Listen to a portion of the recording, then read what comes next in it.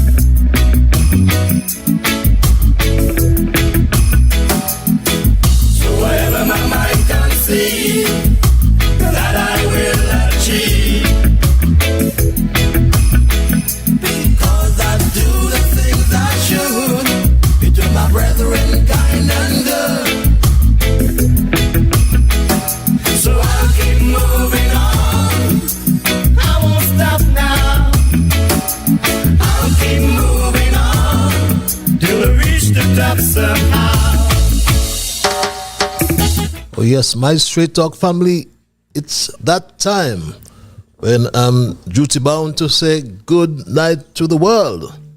And first of all, I must say good night to St. Kitts and Nevis and to the entire Caribbean region, to my Straight Talk family in the Kittitian division and Caribbean diaspora. I know that many of you are in Africa. Some of you are in Asia. There are some of you in Europe, and there are a whole lot of you all over North America. So I am at liberty to say good night. I will say good morning, and I will also say good afternoon, because one of such greetings will be applicable to the region in which you now find yourselves. And I am almost certain that we do have first-timers this time. We do have first-timers, and I want to thank all those who continue to share the link. As a result of that, we do get first-timers. And for the first time, as I must inform you that Straight Talk is a public service program that facilitates and promotes free expression on all issues of national, regional, and international issues, be they legal, be they environmental, be they technological, social, economic, and or political issues. On Straight Talk, we do have a forum to express yourselves freely. On this program, we try to raise the level of consciousness. We try to raise the level of discourse by alerting our people to their rights, to their responsibilities, and certainly to their obligations. My name is Ian Patches Liburd, and I give Almighty God thanks for blessing me with yet another opportunity to join you in conversation on yet another occasion. I always hasten to pledge as your host to remain an untiring advocate of truthfulness. And I'm most times reminded of the words of a favorite hymn of mine written by Thomas Jackson and Franz Joseph Haydn. And goes an excerpt goes something like this: we are all called to be God's prophets, speaking for the truth and right, standing firm for godly justice, bringing evil things to light. So let's seek the courage needed, our high calling, to fulfill, that we all may know the blessing of the doing of God's will. So my Straight Talk family, and especially you first-timers, be advised that absolutely nothing is watered down on this program to make it more interesting, not by omission or by exaggeration, because Straight Talk is not about sensationalism or creating excitement, especially at the expense of accuracy, because we lean on the facts, as it is my duty to present at all times the unvarnished truth, especially when it comes to governance, integrity, morality, and transparency wherever we are in the world, and in particular right here in St. Kitts and Nevis. Because this program joins us together with people across our federation. Through this program, we are joined with people in the diaspora all around the world. Some we know very well and have met. Others we do not know, and many we will never meet. Some we will agree with positions of truth, the positions of truth advance on this program, and obviously some will disagree. And that's fine, because we always entertain what I call a diversity of views, my Straight Talk family. But what will sadden me, I will hasten to add it each time, is if we ever become disagreeable. So let's just thank Almighty God, nonetheless, for helping us to understand, oh, how pleasant, oh, how good and how pleasant that should be for brethren to dwell together in unity. So let's just therefore hope and pray for the day when we will all sing His praise together. So welcome again, my people, and thanks for those who share the link as you bring first-timers every time. Please continue to do so. Let me remind you as well, and for the first timers, let me inform you that Straight Talk is a participative program.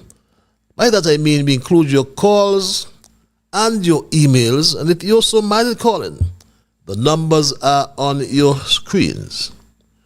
There's some of you who like the cloak of anonymity, I call it. So we give you access via our email platform, and that address is also on your screen.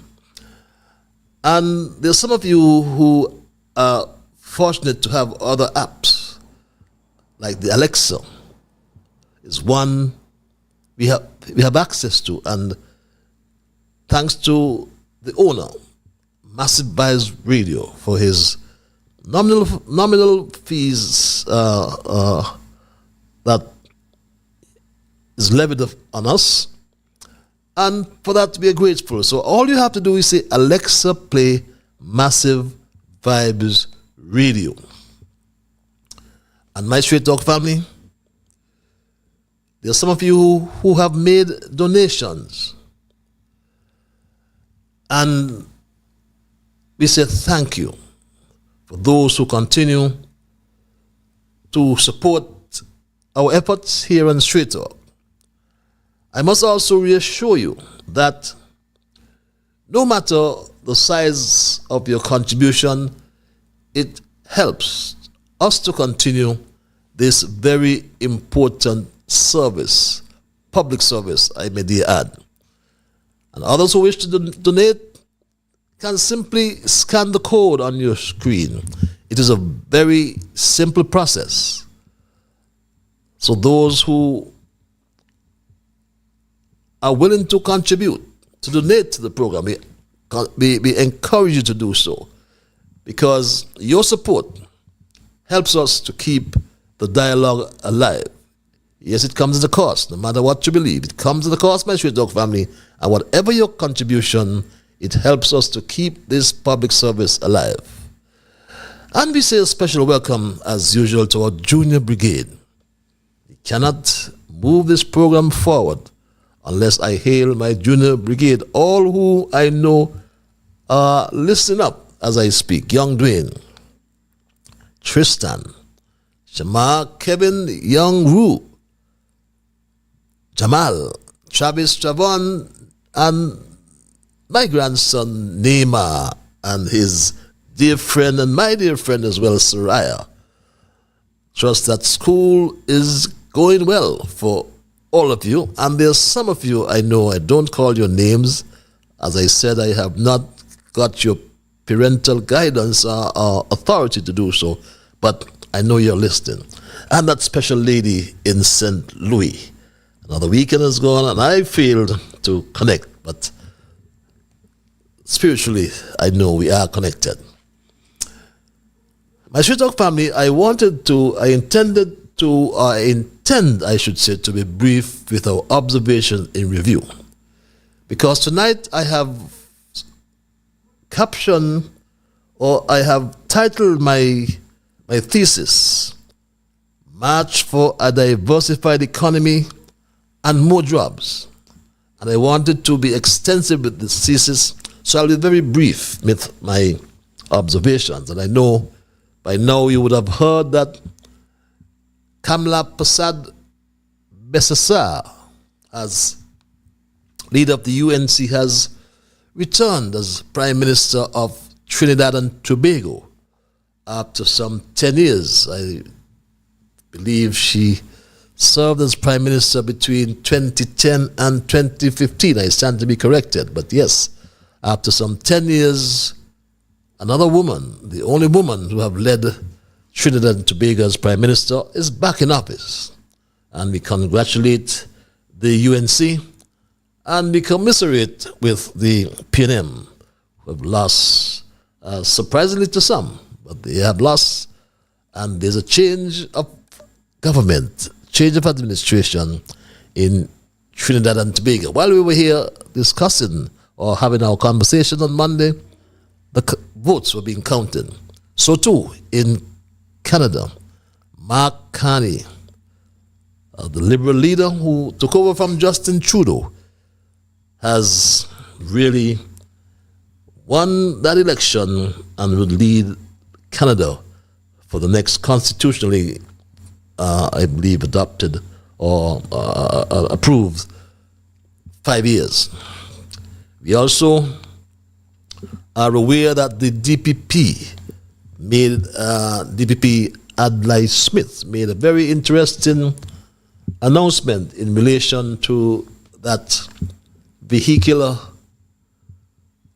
homicide, or that vehicular death of our young doctor, Dr. Williams, Simonette Williams. And after some 5 months or thereabout, Adlai Smith has come out with the information that a young man or a man was charged.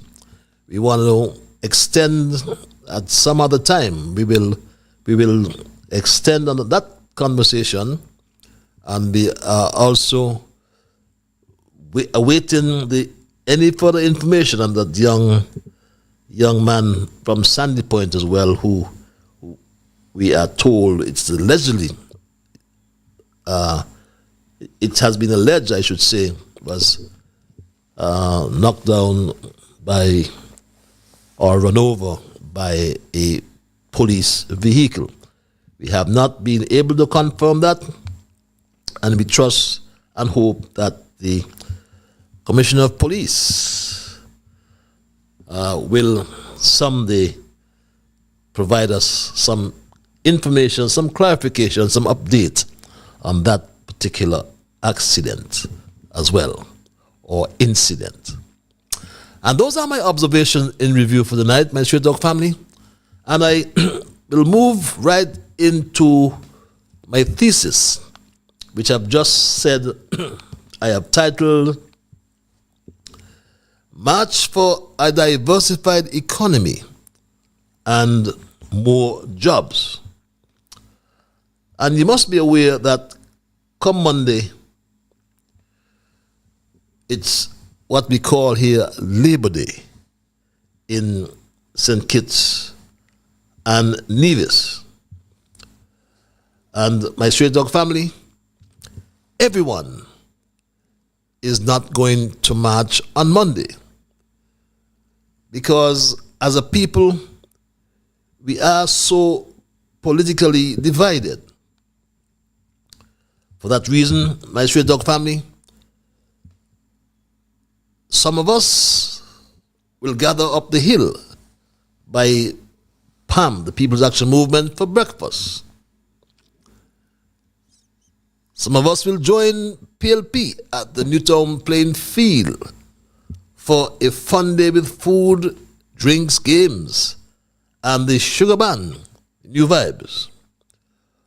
While others will jam on the road with Labour, the St. Kitts Nevis Labour Party, that should be, and they will all end up at the Patsy Allah's playground, as it is traditionally expected.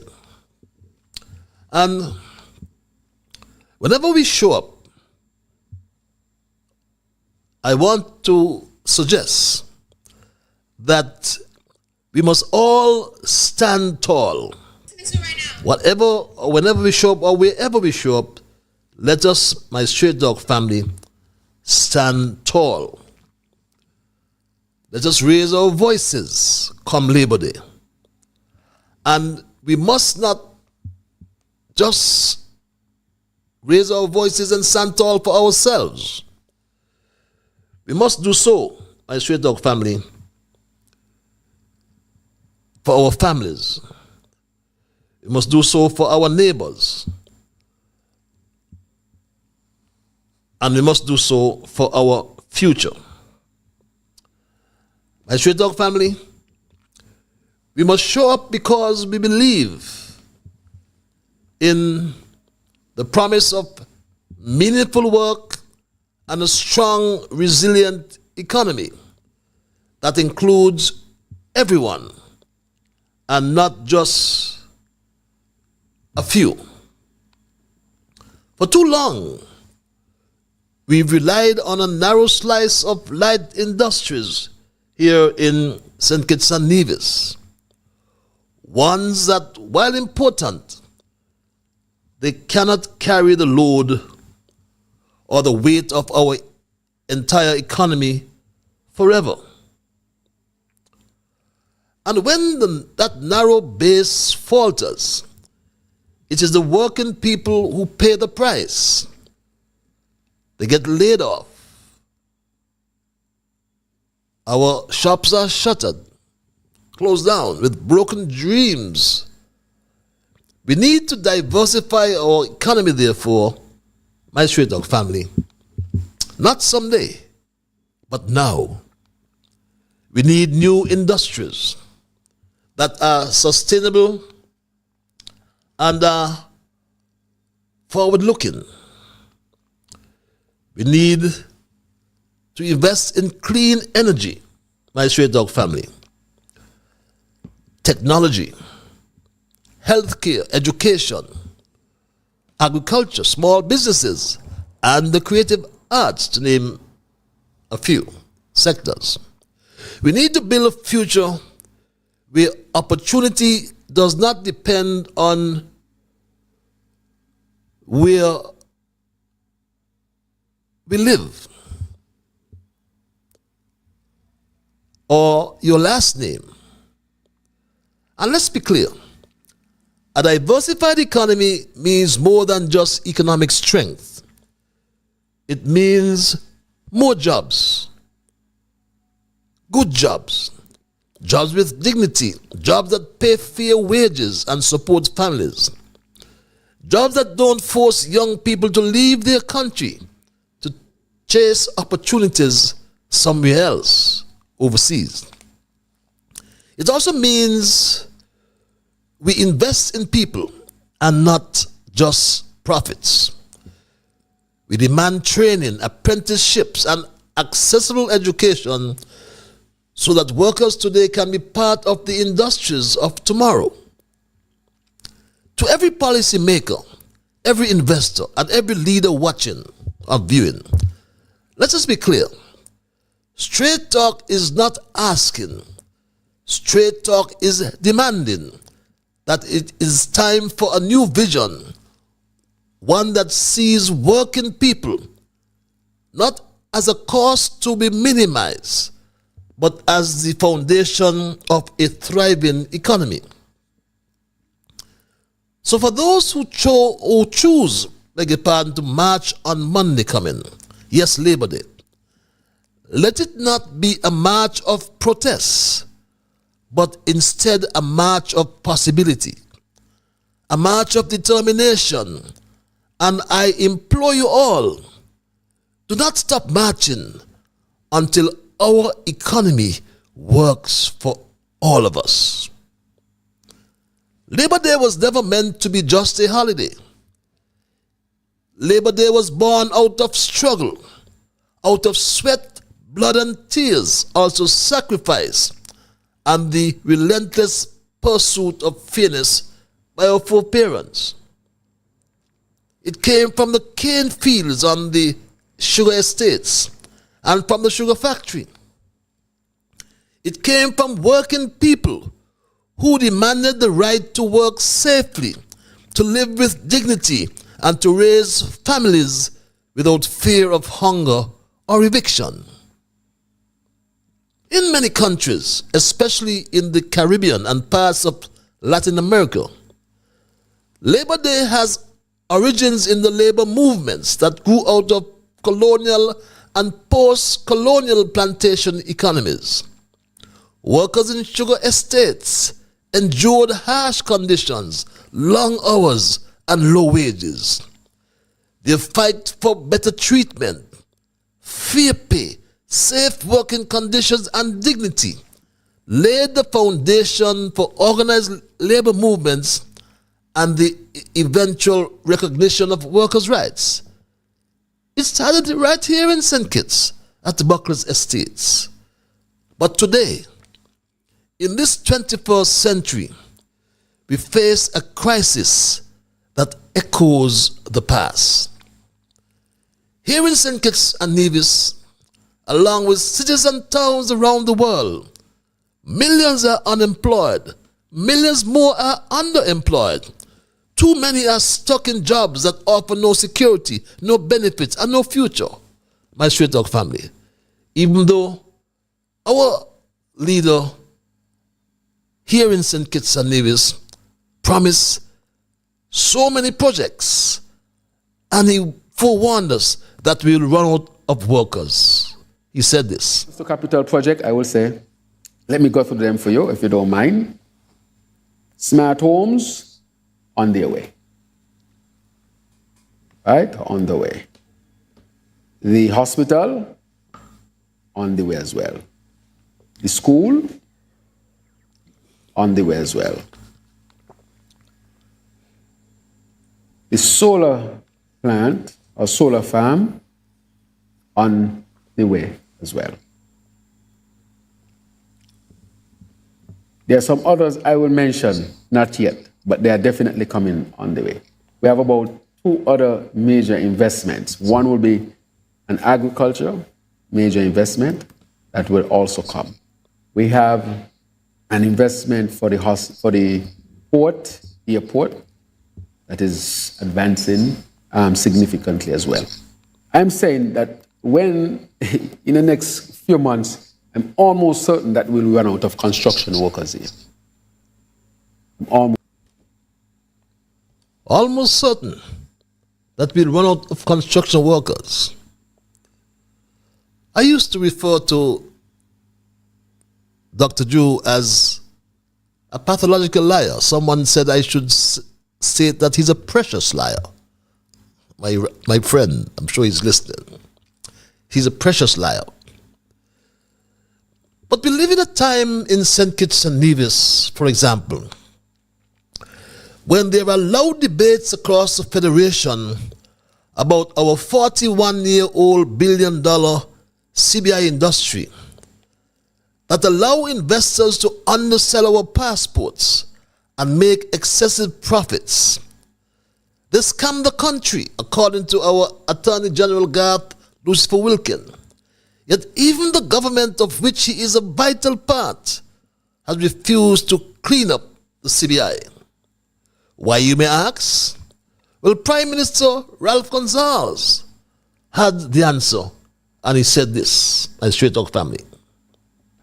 They give them some time to clean up, but I know that the money is so sweet for everybody. They weren't going to do any cleanup. Because if you really, really clean up, there's not a lot of money.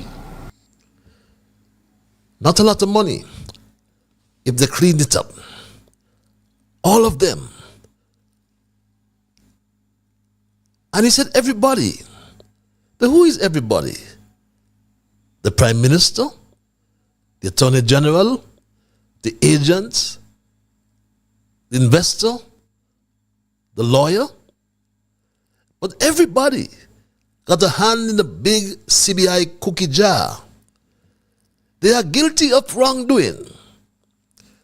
When all of this happens, however, our young people graduate from college and or university with degrees and dreams, only to face endless rejection letters and unpaid internships. My people, this is not progress. This is what I call betrayal. So there's a call to action here tonight to let you know why marching matters. And because of this betrayal, that is why we should march.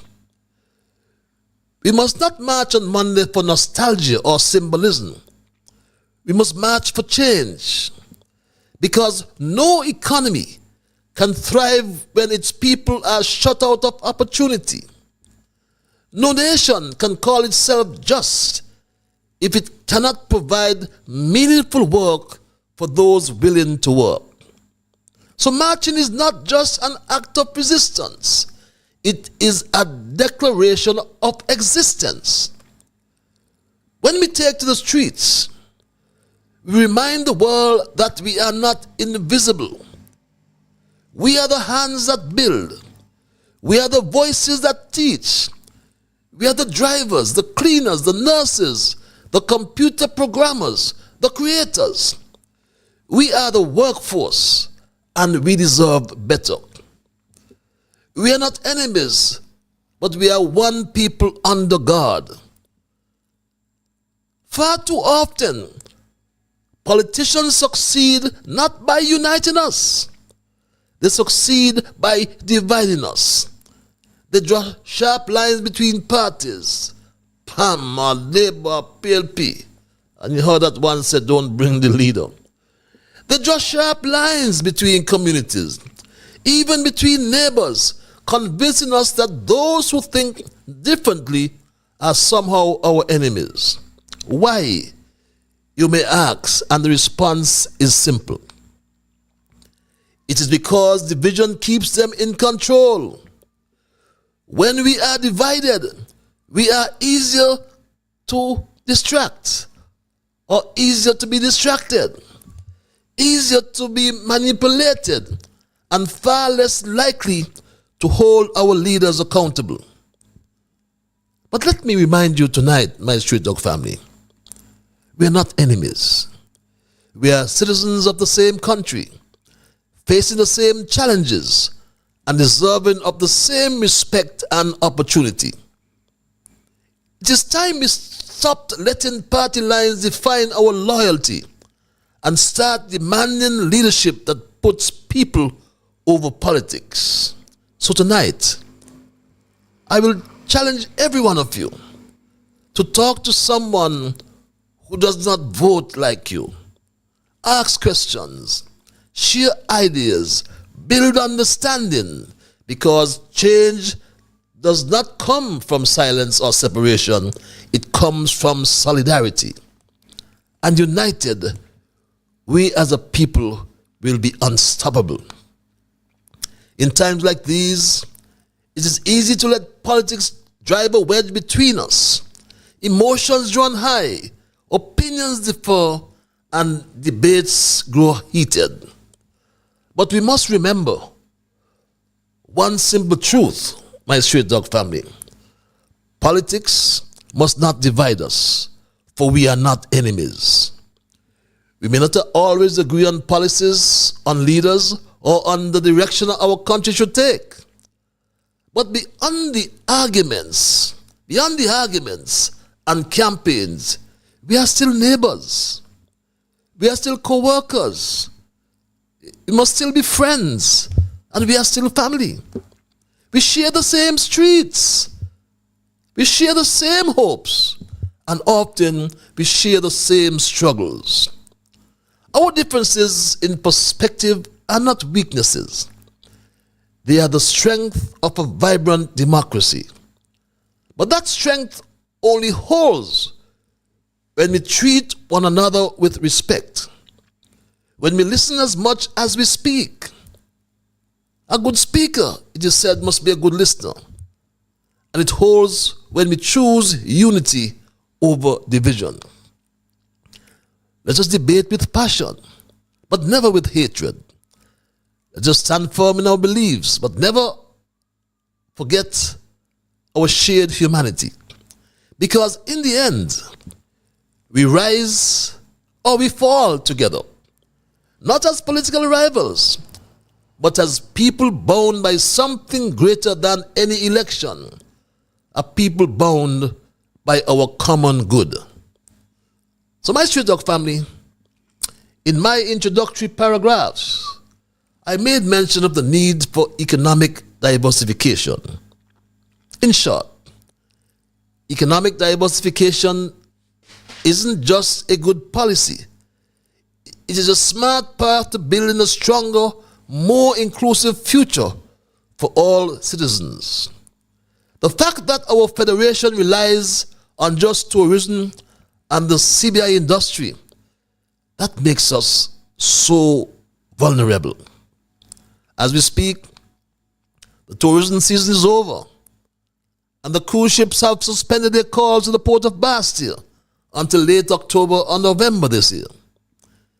It is even more vulnerable in that the CBI industry faces a crisis because of the lack of transparency, accountability, and integrity.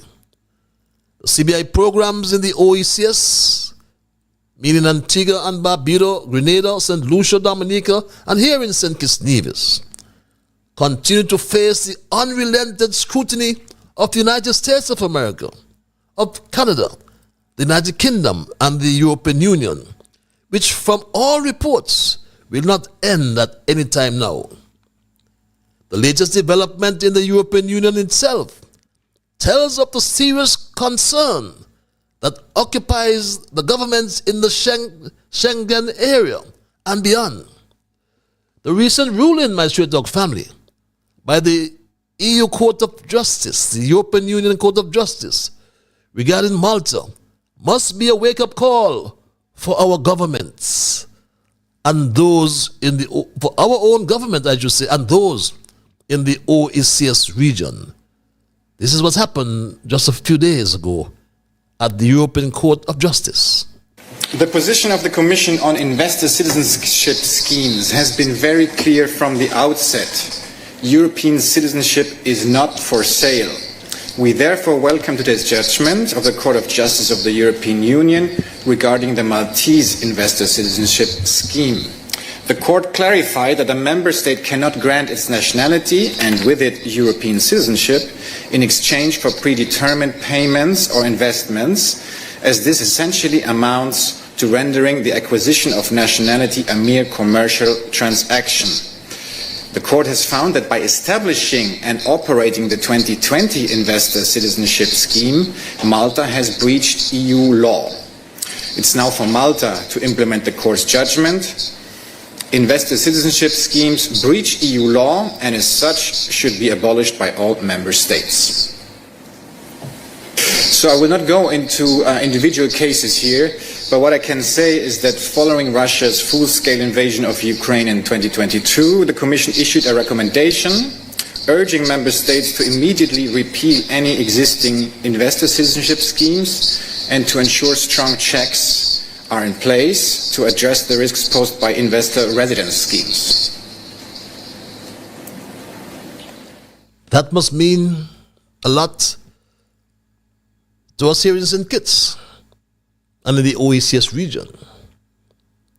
The commercial transaction involving our passports has been long criticized by the region's most senior Prime Minister, Ralph Gonsalves.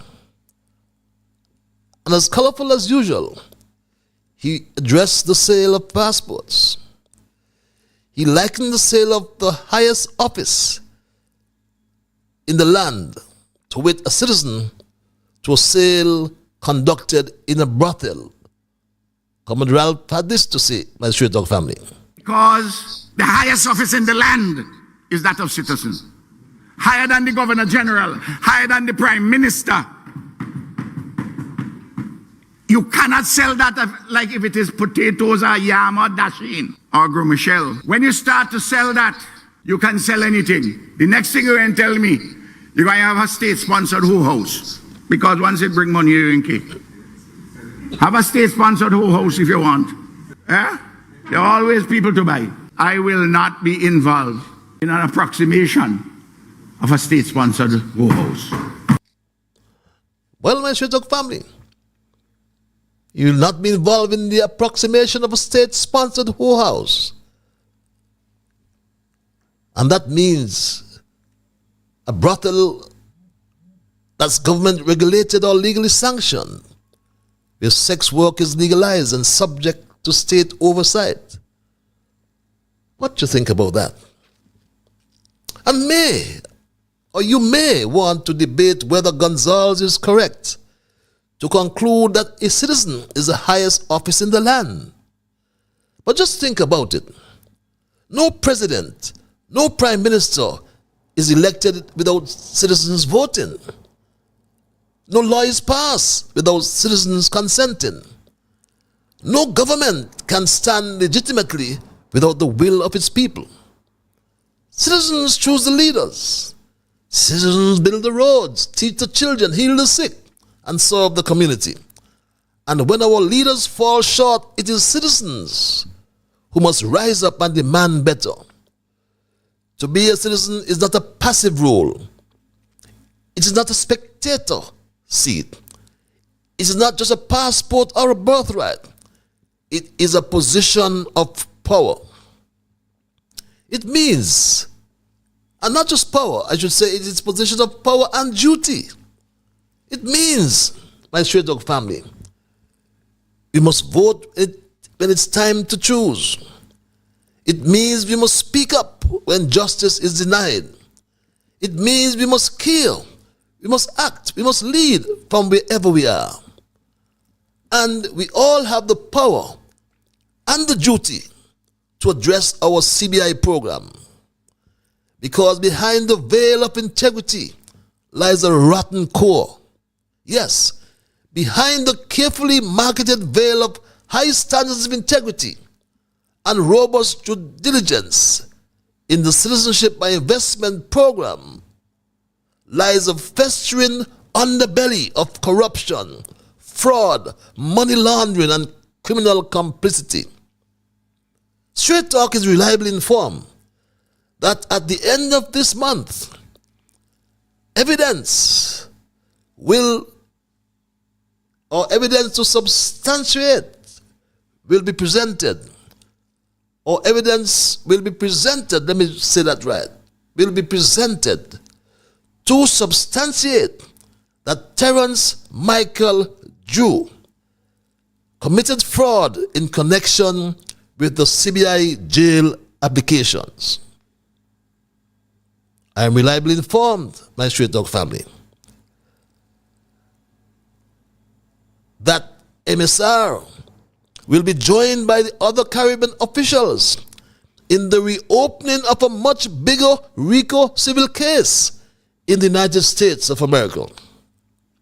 And many more defendants will be added to this pending new RICO civil case.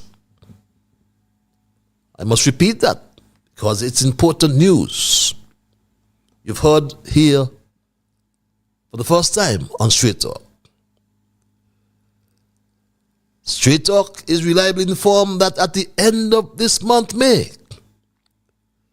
evidence will be provided to substantiate that Prime Minister Terence Michael July committed fraud in connection with the CBI jail applications.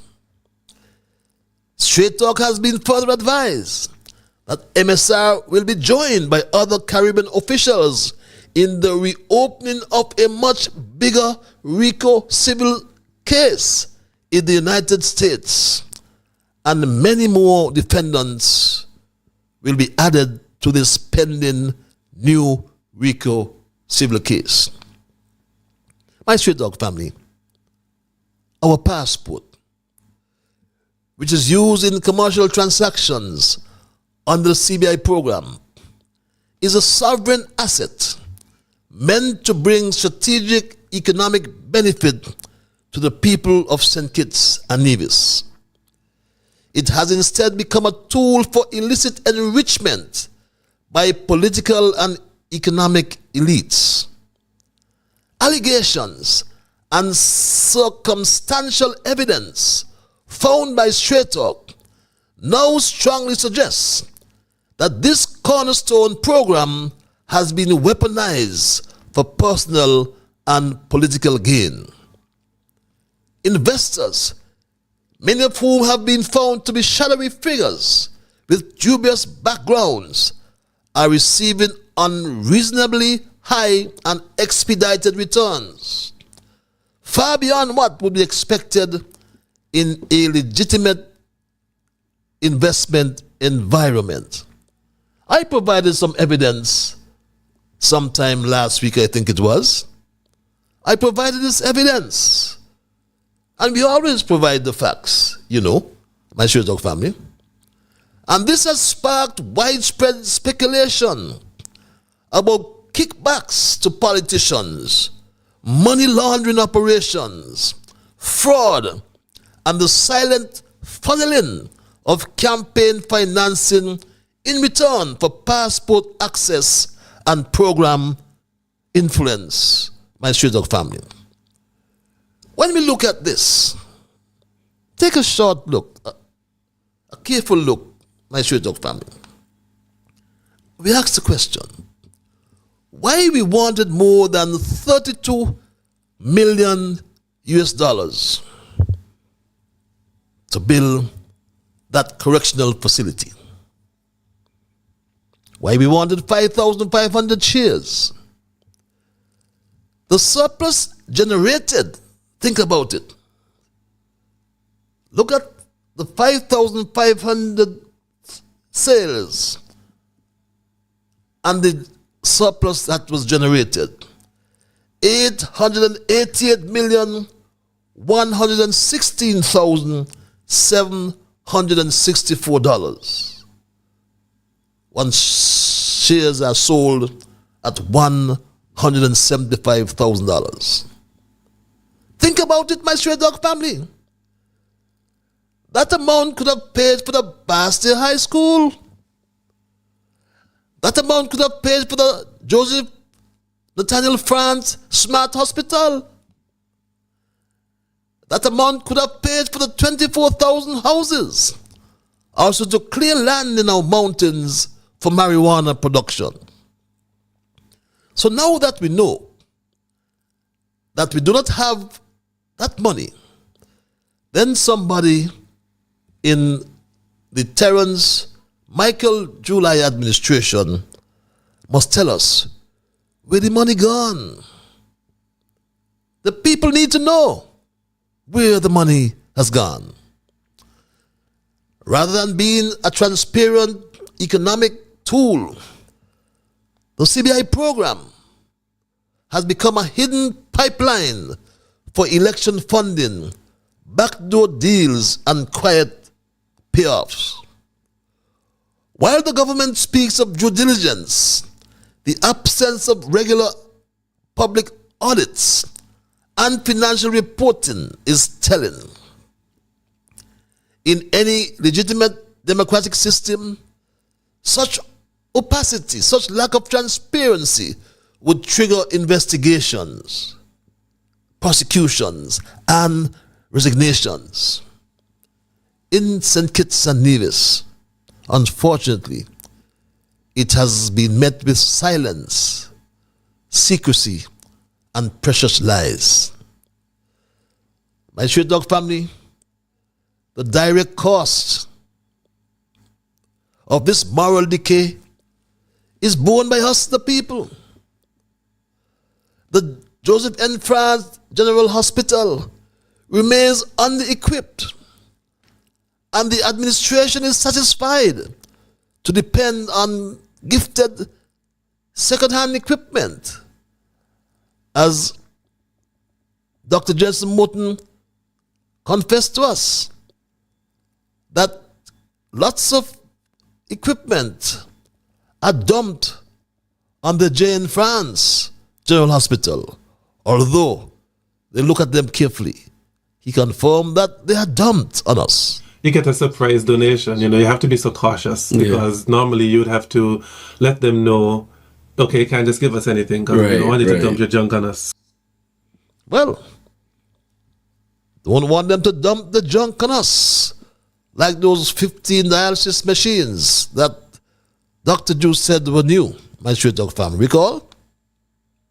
Youth employment remains unaddressed. Basic infrastructure like water supply fails under the so-called engineer Congress Maynard. All around the country, water being rationed. In some cases, or some communities, some people get water 4 hours in the day.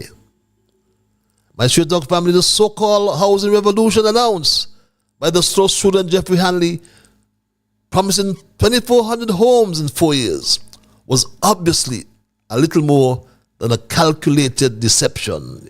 Remember he said this.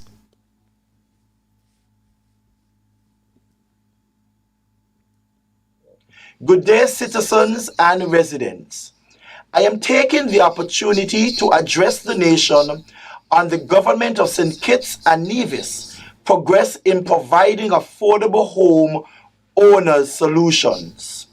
As a government, we believe that it is critically important for our citizens and residents to become home owners, and as such has made it a top priority to create affordable housing solutions that will meet the ever-growing housing demand.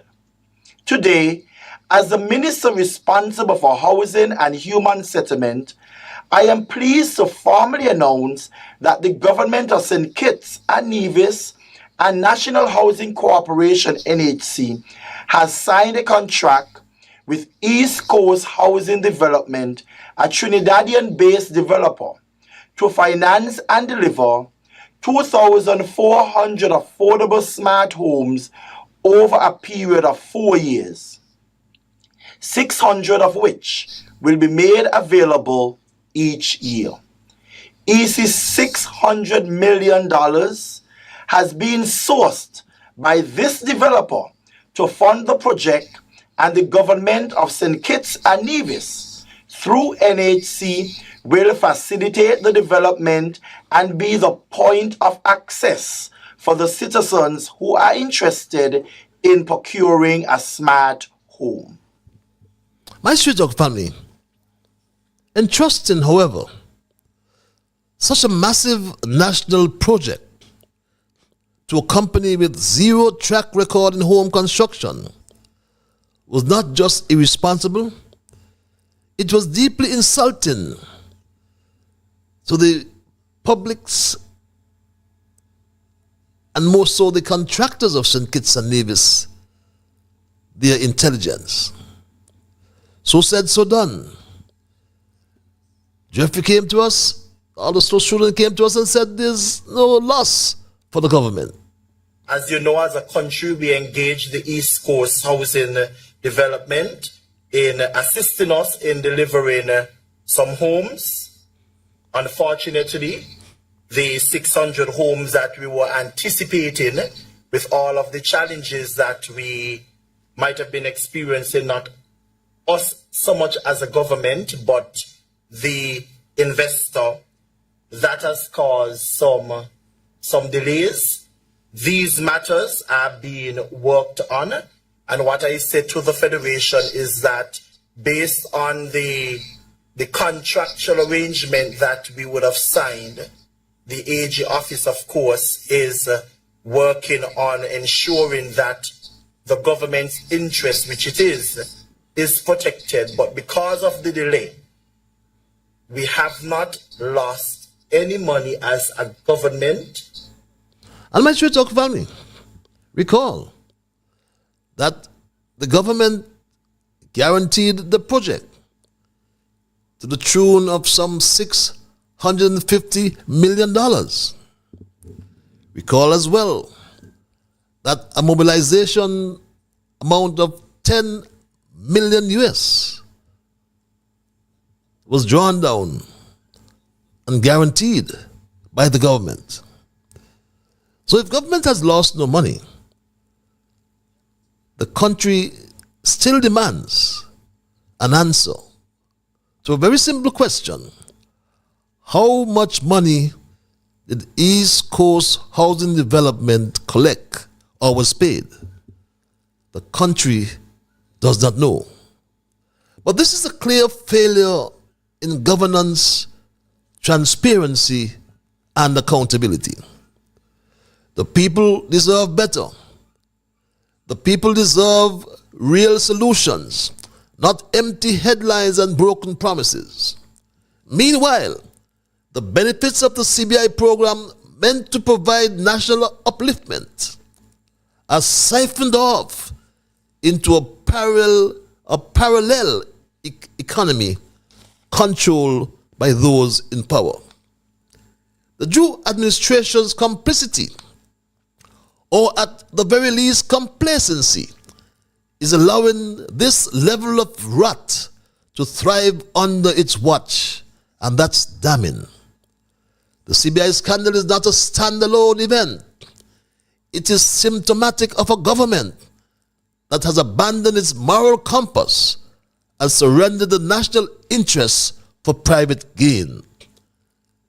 When a government begins to treat citizenship as a commodity and national assets as campaign cash cows, it signals the erosion of state integrity.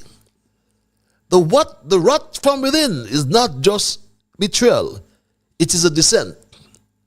To come and tell us that he's not implicated is not good enough, and we are not fooled. Nobody can implicate me in anything. I know there is a part of it that talk about a judicial review, that those who would have gotten citizenship under the prison project, that they should be revoked. We introduce criminalization for anybody who would have undersold or who would have, misrepresented the true cost of our citizenship by investment. So we did not wait on anybody to do that. That is why we know we are ahead of the game. Nobody should be able to take any government to court for good governance. You should have good governance from the beginning. Well, in fact, it's still before the court, that judicial review claim. But tonight, my Straight Talk family, I tried to highlight the powerful truth. When a government takes bold steps to diversify the economy, it unlocks opportunity, not just for industries, but for its people. Our economy leans heavily on two sectors, as I said before, tourism and the CBI. And this makes us vulnerable to global shocks, price fluctuations, and job scarcity. But diversification would change that. It will bring new industries, new investments, and most importantly, new jobs.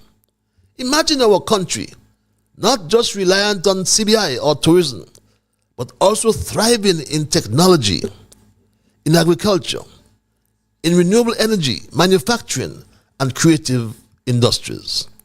Such will depict a nation building resilience and creating space for every citizen to find meaningful work. So let's support policies that invest in innovation, education, and infrastructure. Let's create an environment where entrepreneurs can thrive and where young people don't have to leave their country to find an opportunity. Diversifying our economy isn't just smart policy. It's a commitment to a better future for all.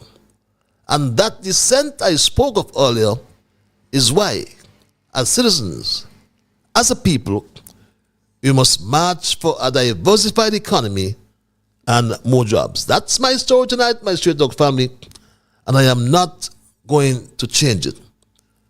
However, I'll open the lines and entertain your calls and your emails. And I'll do so momentarily. But before I do, I always like to implore you to respect others. And of course, to achieve that, you must first respect yourselves.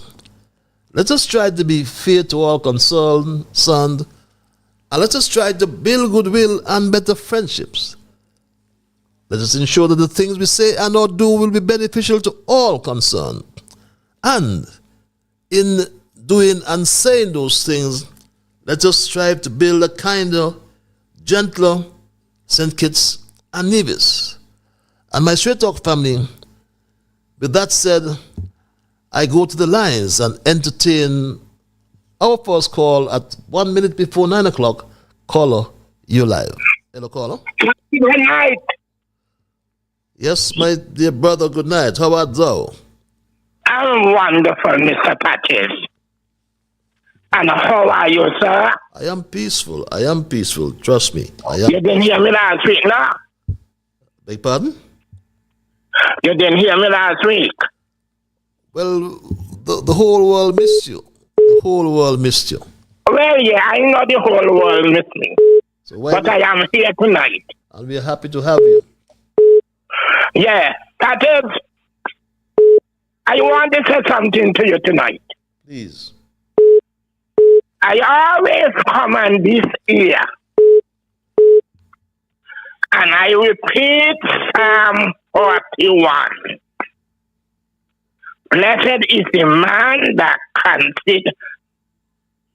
considereth the poor. In the time of trouble, the Lord shall deliver them. Mr. Pattis, I want to say tonight, we must dig in the word of the Lord. If the word is going to carry us through. And Pattis, I want to say, it is God in high heaven, the creator of the whole universe, Mr. Pattis, is holding up St. Kitts right now.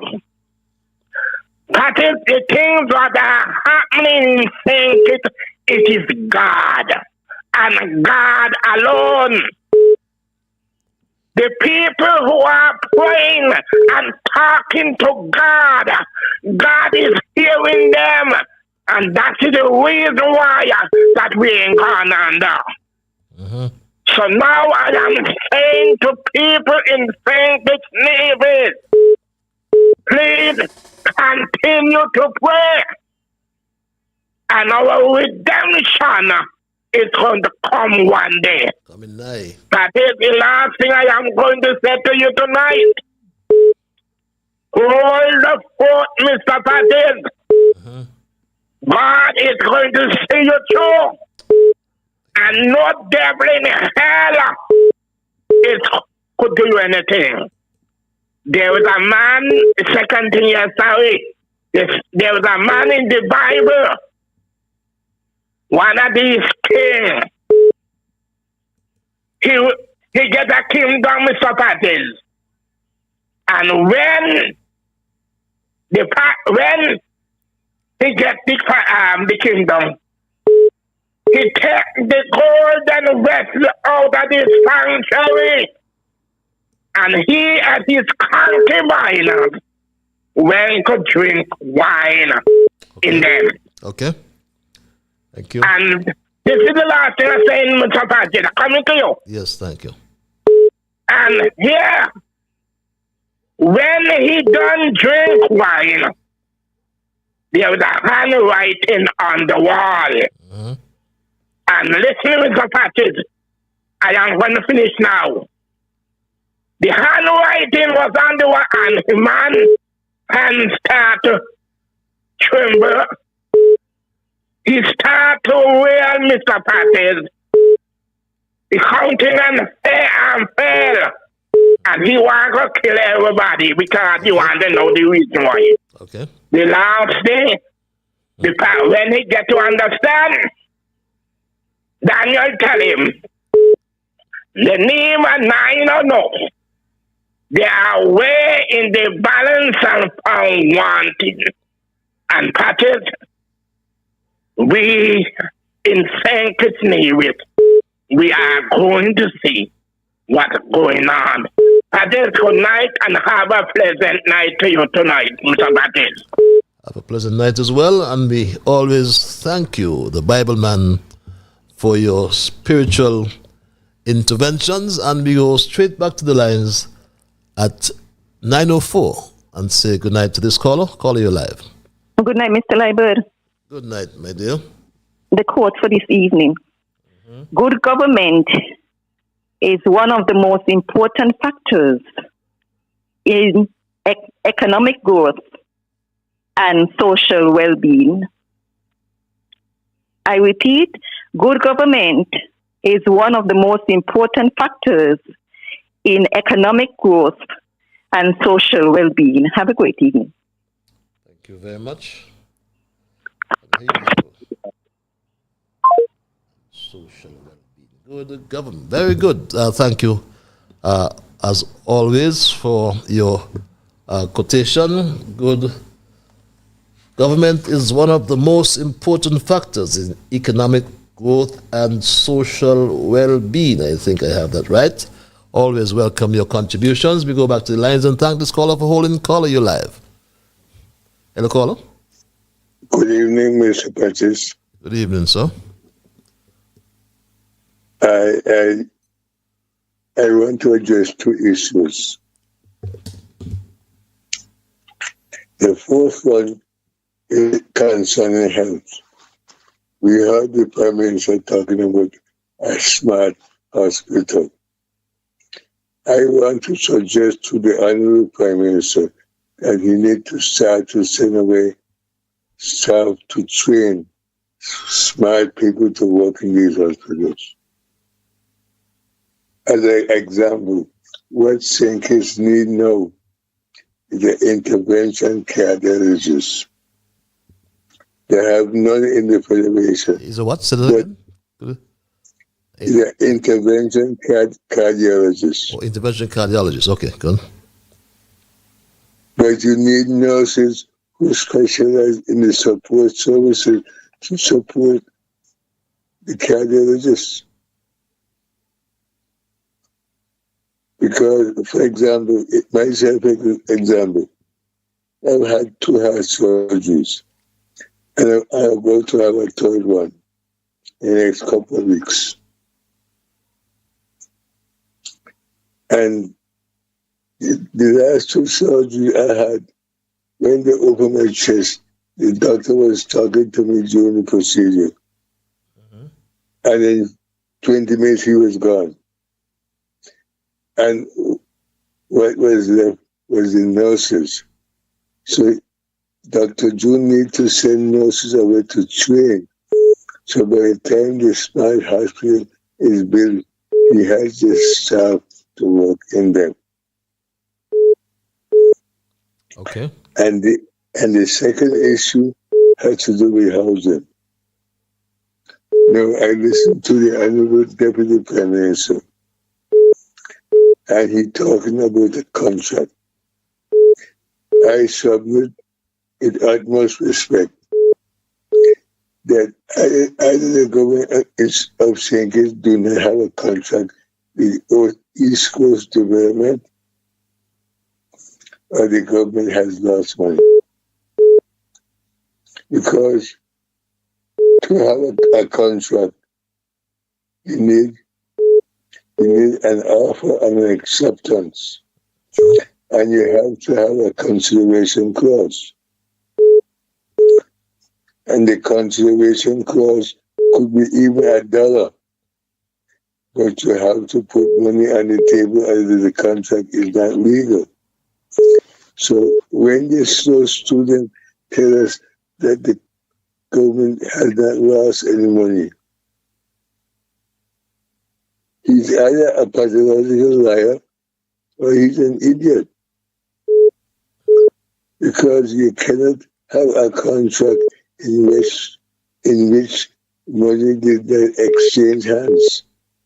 So if the fellow for East Coast Development had gone back to Trinidad and he won with the money, then he should be man enough to tell the nation the truth.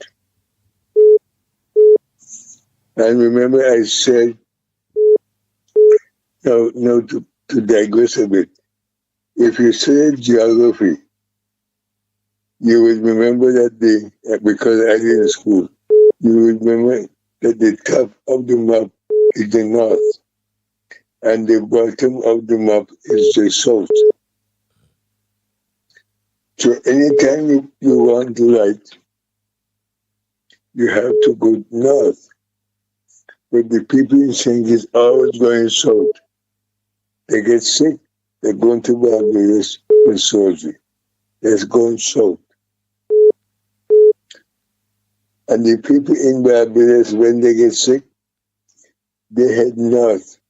They go to Pavia Hospital in Puerto Rico. But the people in St. Kitts still go to St. Elizabeth Hospital. I'm not trying to be quiet any hate for Syria, but I'm just saying that if St. Elizabeth was so good, the Belgians would stay in Barbados, but they don't. They head to Pavia. As a matter of fact, there is a department in the Pavia Hospital that has a Barbadian telephone directory, so that you can always meet your connect with your family when that time comes. Okay. So why are we still going south for something? Now, I have lived in Trinidad for 3 years, from 1961 to 1964. As part of my background, I was exposed to war in the British Virgin Islands because I was a former clerk to the magistrate in Tortola. And then, sometime in 1982, when I moved to St. Croix, I sat at the feet of the late Judge Hogan Silverlight, who is an expert in real estate matters. So when I tell you that a contract has to have some clauses, because that was part of my training. Okay. Now, I'm also, in terms of insurance, I'm also LUTCF. I'm the only black man in St. Croix with that designation. I got it in 1990. I graduated in a class of 4,500. There were 12 of us in the U.S. Virgin Islands with the designation, but I was the only one in St. Croix. Okay. The other 11 was in St. Thomas. Okay. So, just to let you know, you're not talking to a complete idiot. What I'm saying might be strange. No, it is it is irresponsible for any government in St. Kitts to sign a construction contract with anybody in Trinidad, because Trinidad don't have any hurricane experience. They had 2 hurricanes in the last 100 years. One passed on the south of Trinidad, Okay. and the other passed on the north, Okay. which damaged Tobago. Okay. And that last one was in 1963. Okay. Got you. And that hurricane, that was called Hurricane Flora. She killed 4,000 in Haiti. She did extensive damage to the island of Tobago. Okay. Now, I attended the University of Southern Caribbean in Maracas, Trinidad, for 3 years. Okay. So when I tell you about what's happening in Trinidad, I can speak with authority.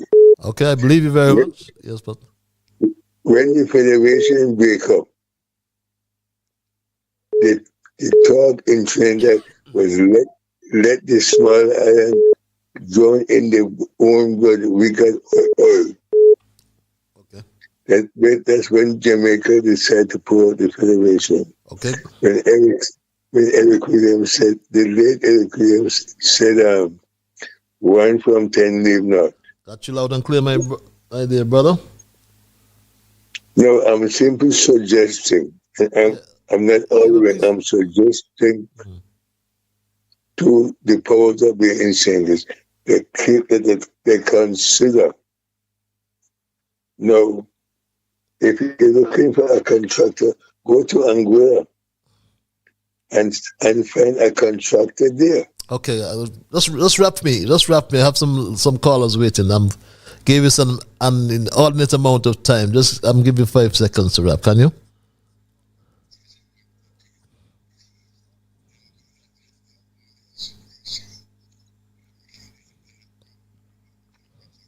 Okay.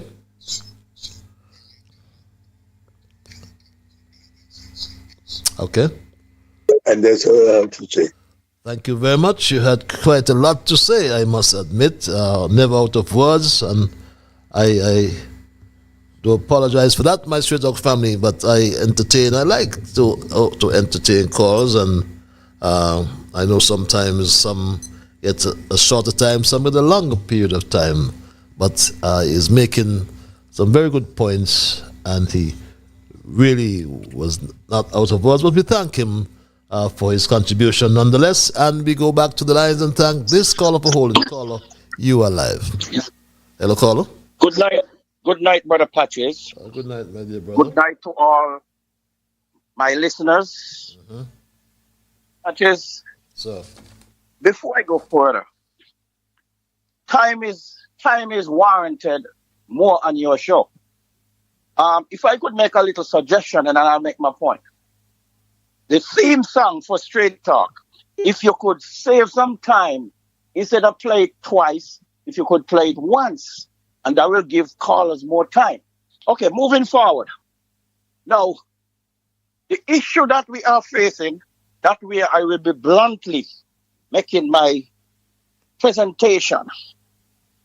In light of everything, Brother Patches, you are more than just a talk show host. You are a leader, and a leader should go where leadership matters and needed and warranted, so to speak.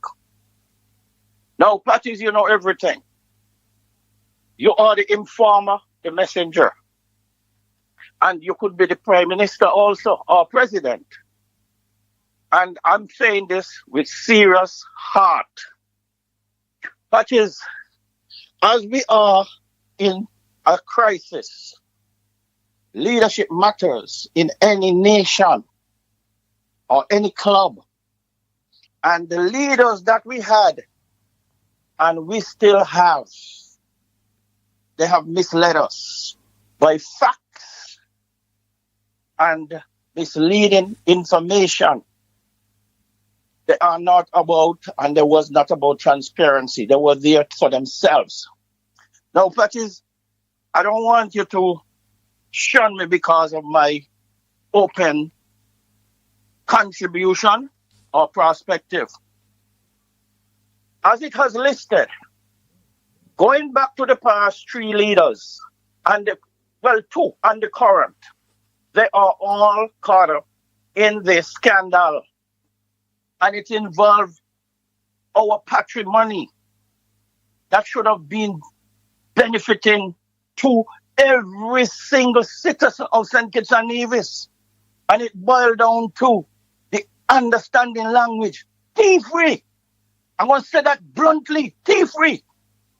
All of our monies are in foreign banks.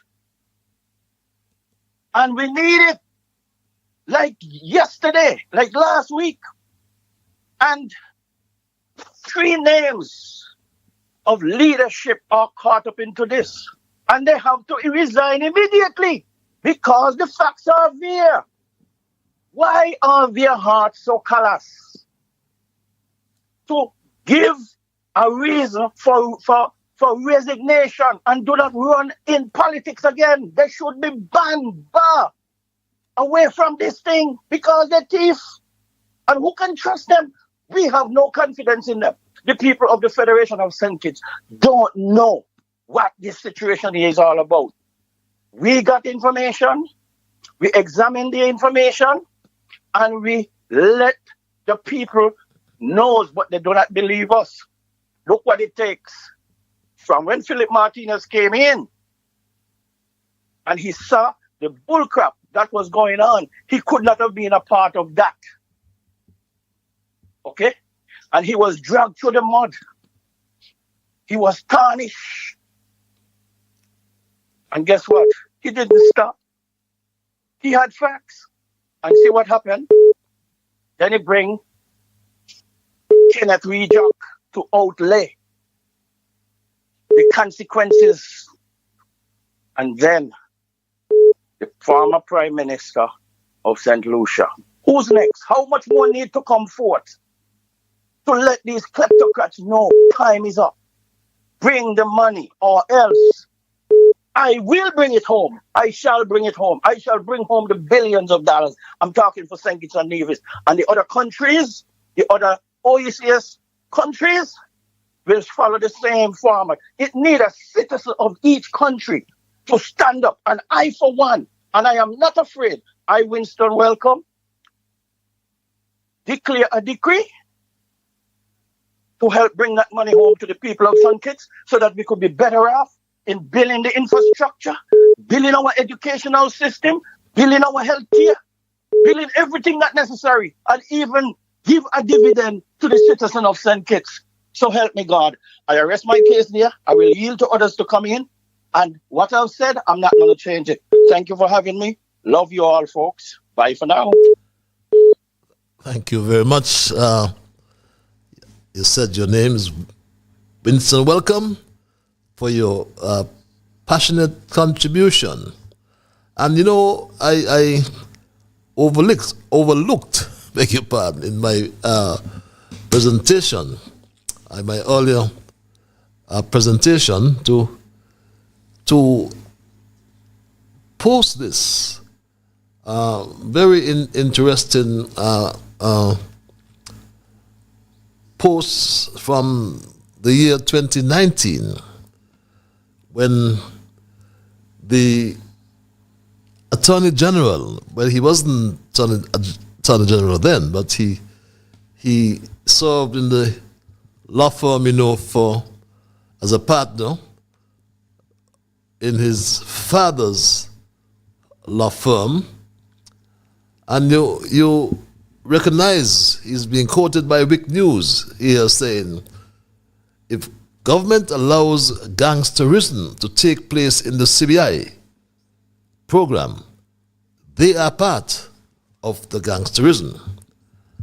And I wonder if Garth Wilkin would accept that his own comments some 6 years ago captures his own actions by Shrewsbury family. And Garth Wilkin back then was a partner in the law firm of Kelsick, Wilkin and Ferdinand when he accused the St. Kitts Nevis government, led by Harris at 2019, of turning a blind eye to the citizenship by investment program. I wonder what he's doing right now. Is that what we call in law willful blindness? That Garth Lucifer Wilkin said himself, and I quote him, if government allows gangsterism to take place in the CBI program, they are part of the gangsterism. And that's a quote from Garth Lucifer Wilkin some 6 years ago. Does that quote capture him? It's a question we ask. I go back to the lines and thank this caller for holding. Caller, you're live. Hello, caller. Yes, Mr. Patches. Yes, Mr. Patches. Good night. Good night, sir. How are you? I'm fine. Thanks for taking my call, brother. Just be patient with me, and I will be patient with you. Patches, you use the word people have to put people above politics. So what's your real fundamental meaning of that? I'm asking you a question. You use that term. People should be above politics. Have you demonstrated that characteristic? Just make your point, my brother. Okay, all right, Patches. Okay, that's a question. Patches, and again, you had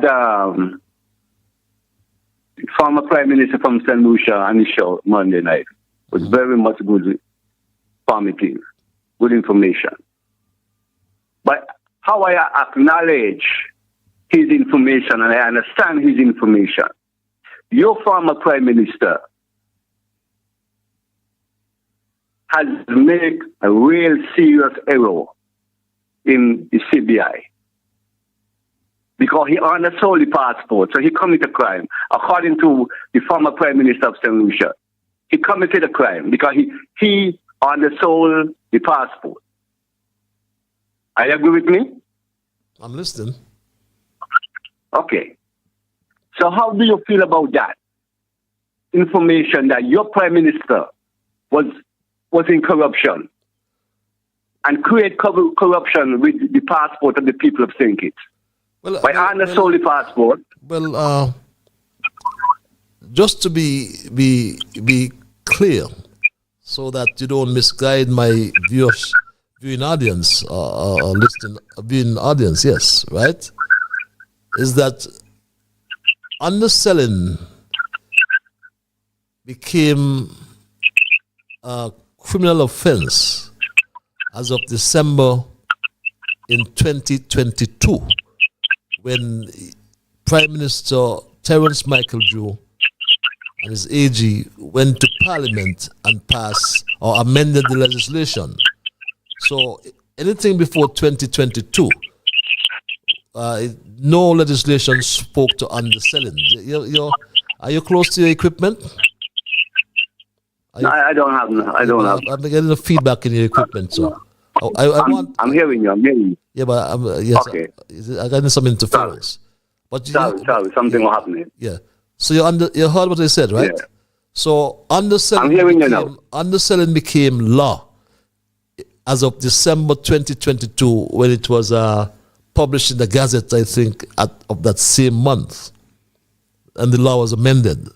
So if you are saying that anyone committed a criminal offense, it would have been Terence Drew himself who passed the law, because he signed applications after passing that law. So the law cannot be retroactive. The law has to be effective as of the date it was published in the Gazette. So I hope you get that clear. So Terence, you passed. Yes, it was passed in 2022. Aren't you aware of that? That was the law of St. Kitts. That was the law for St. Kitts. Designated to St. Kitts. It is the law of St. Kitts and Nevis. Remember when you boasted about so again?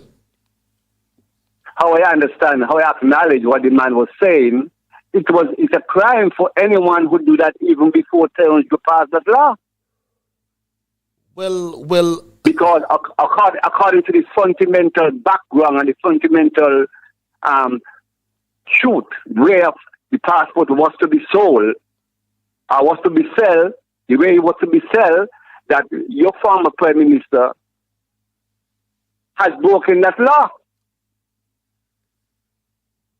Well, you're entitled to your opinion. You're entitled to your opinion. But I listen to the man carefully. Okay. I listen to the man carefully. Okay. Right? So I'm not running away from that point, and I don't want you to run away from it. But that's the logical point he was putting out. Okay. That's logic. So move from that, Patrick. Move from that. Because you're not going to agree to that. So move from that. But the world would hear me with it. The world heard me with that, and they're going to comprehend what I'm saying, and they heard you Monday, and they understand what I'm saying. So let me move from that. You will not agree with me in any point of view. Patrick, people above politics. The Labour government had got this guy from Trinidad to fund some homes. But he was the one who was going to, come with the money, come with the fund, start the housing.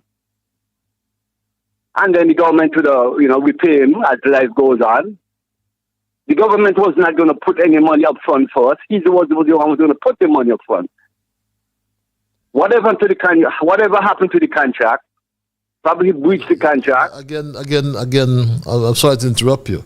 The government guaranteed a $10 million US, which was a quote-unquote demobilization. It was guaranteed through the First Caribbean Bank.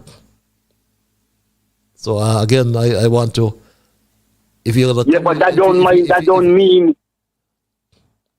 If you draw down the that don't mean who they get the money up front. That don't mean who they get the money up front. According to how I understand the logic. It is not logic. It's about construction.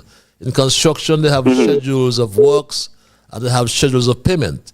And one of the first schedules of payment is your mobilization. And no contractor going to come in and start to work without money. And what the bank gave was a guarantee. So if it is a fact that he ran away with the money, then government would have to pay that guarantee. The bank will draw down on the guarantee. It's as simple as that. So you are saying that I am saying that the slow student said government they lost the money. And I'm asking, well, how much money was he paid? He must tell the country that.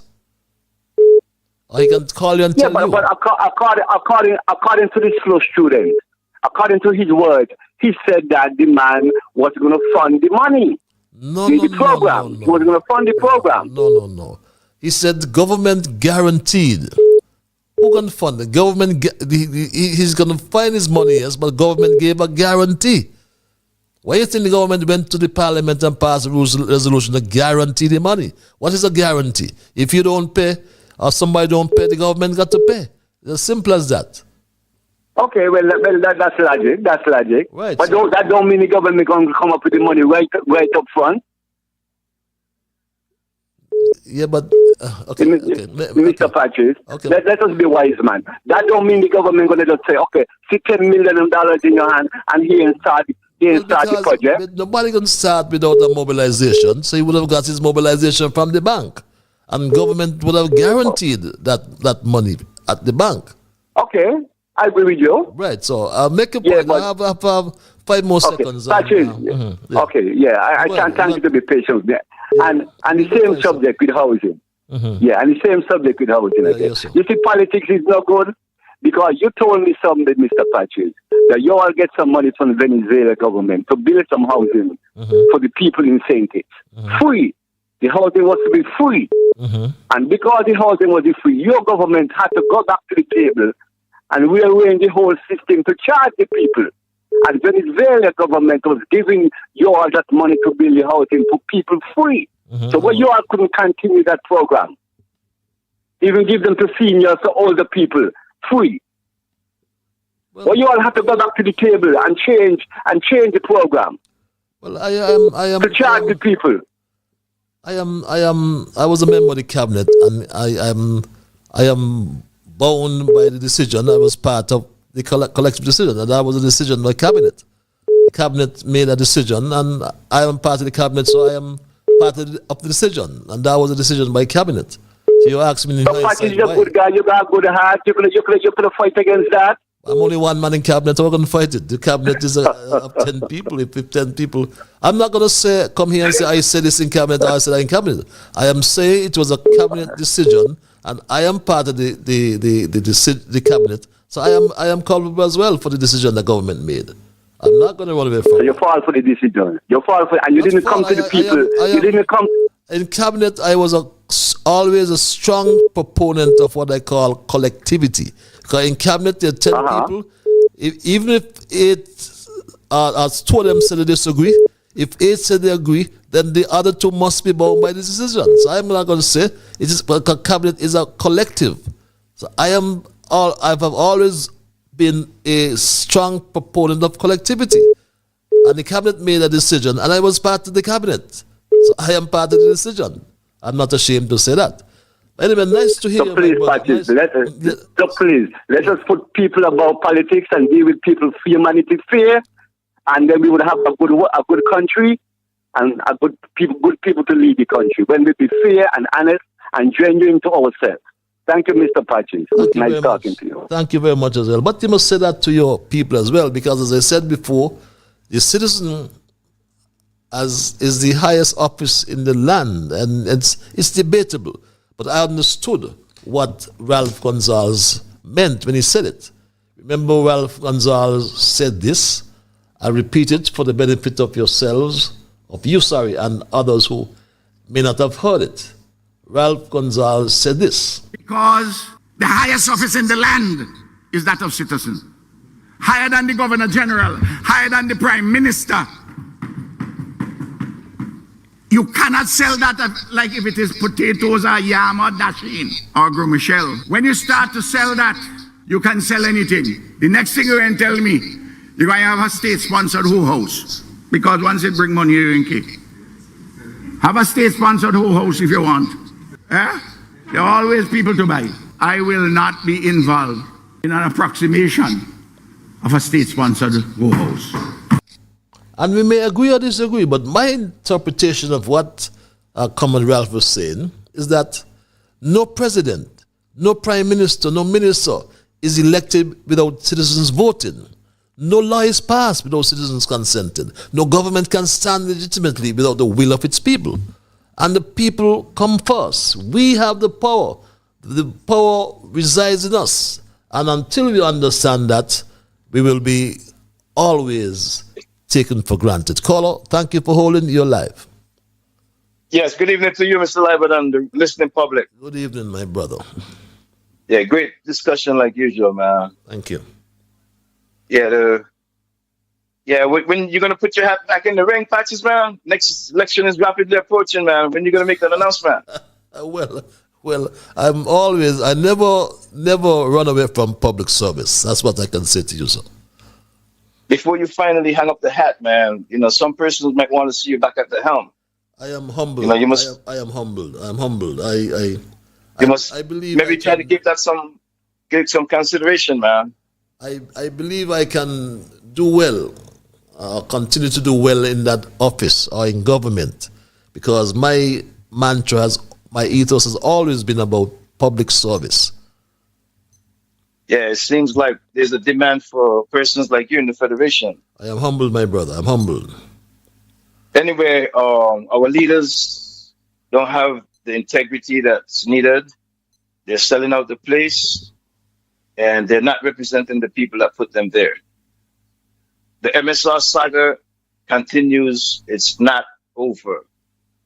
I want to take you all back to when we lost our visa-free travel to Canada. And undoubtedly, some persons didn't like that CBI program, but we went ahead with it, and we raked in a tremendous amount of money invested there. Where's some of that money gone? Some people don't know.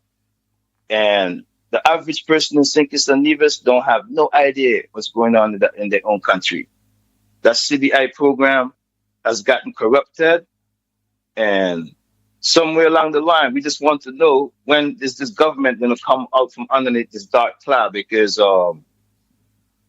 we don't see where the end is yet, man.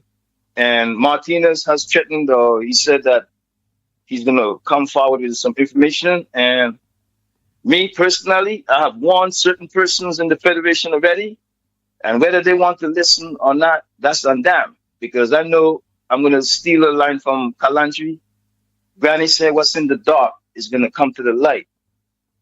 And when and if Martinez and the MSR media drop this information, it's going to be like a dagger to these people's hearts. Whoever is involved. You know, we get caught up into party politics real quickly, and that party politics got to go away. We got to put that aside, because we're talking about the patrimony of the Federation. Undoubtedly, it seems like it just come down to selling the passports, and the citizens of St. Kitts and Nevis were hustled by these gangsters. We put them there to represent us, man, and this is how they did us, man. And when that information come, I hope the people of St. Kitts and Nevis wake up then. Because believe it or not, the USA is on a mission. And I can talk for my country, where I'm a citizen up to tonight. For those people who, want to know where my allegiance lie. But guess what? What I'm seeing on the ground from the politicians of the day in the last 40, 41, 42 years, they have been so corrupted and their behavior is so out of order that it's showing me they don't have no more allegiance to the Federation of St. Kitts and Nevis, or any more loyalty to the Federation of St. Kitts and Nevis than anyone else. Then, so therefore, I said dismantle that Bryant clause and widen the field of candidates so we can have a wider field to choose from. Then we will see who got real loyalty and allegiance to the country. That's my little contribution for now, man. I'll leave it there and I'll come back in later. Thanks. Thank you very much for your contribution.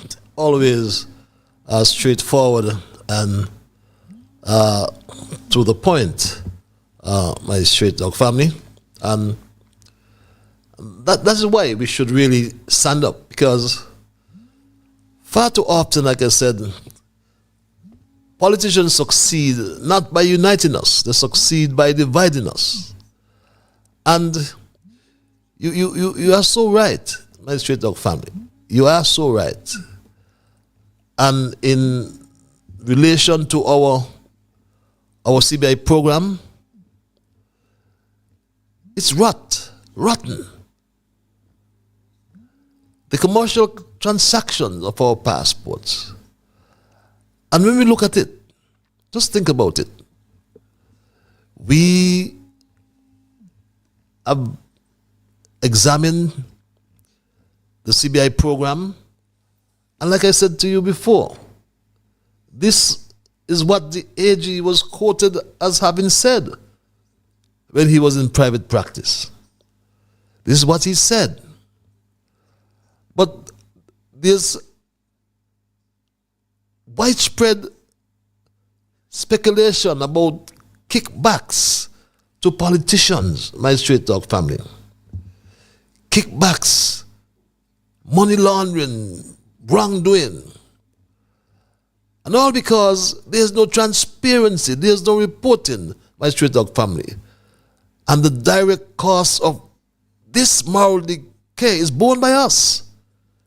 We could have built a hospital with all that money. We could have built the high school, but let's go back to the lines. Caller, your line. Hello, caller. Yeah, good night, Mr. Liburd. Good night, sir.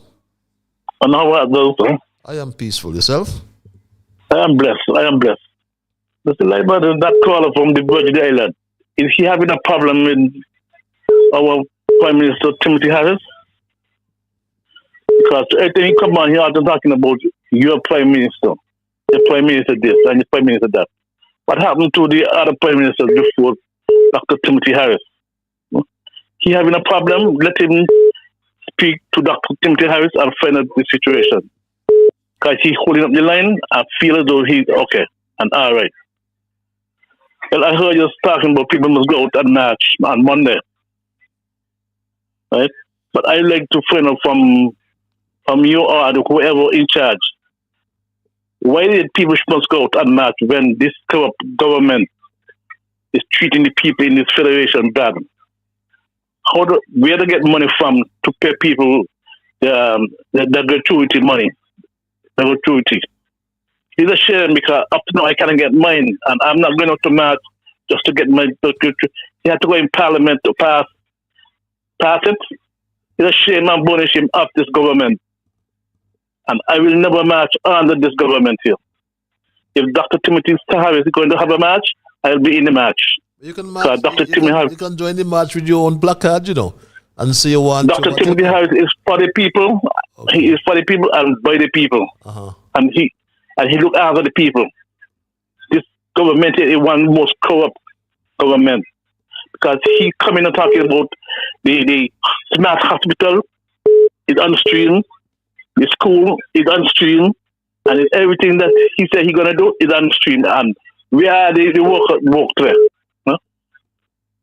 No hospital cannot build, no school cannot build, and hotels cannot build. People cannot get no work, but he's coming and talking about these things is on the stream. He's one of the most corrupt prime minister thinkers ever produced, and it's because of the people who went and voted for more than $500. Went and voted for more than $500 per week, and only getting $250, as though $250 is more than $500. I need to get my gratuity money, and other people who are out there suffering, they will like to get their gratuity money. It is overbearing. And I'm not going to match just to get my gratuity money. If people in Central wanted it, that's their choice. But not me. I'm not the one who's fooled. I'm going to be fooled by some of the people. Some of the prime minister of this federation, like Dr. Timmons, I have no use for him presently no more.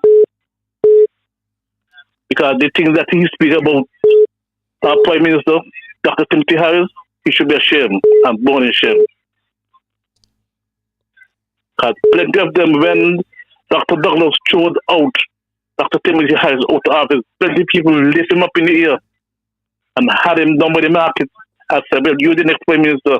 People put him in office and he did what he said he's going to do. But they went and said, oh, exchange it. What happened to Mr. Jeffrey? I like you to go back and vote in number one, Mr. And let them see that you're the man to your words. Okay. Look at the pier that you built in the unity administration.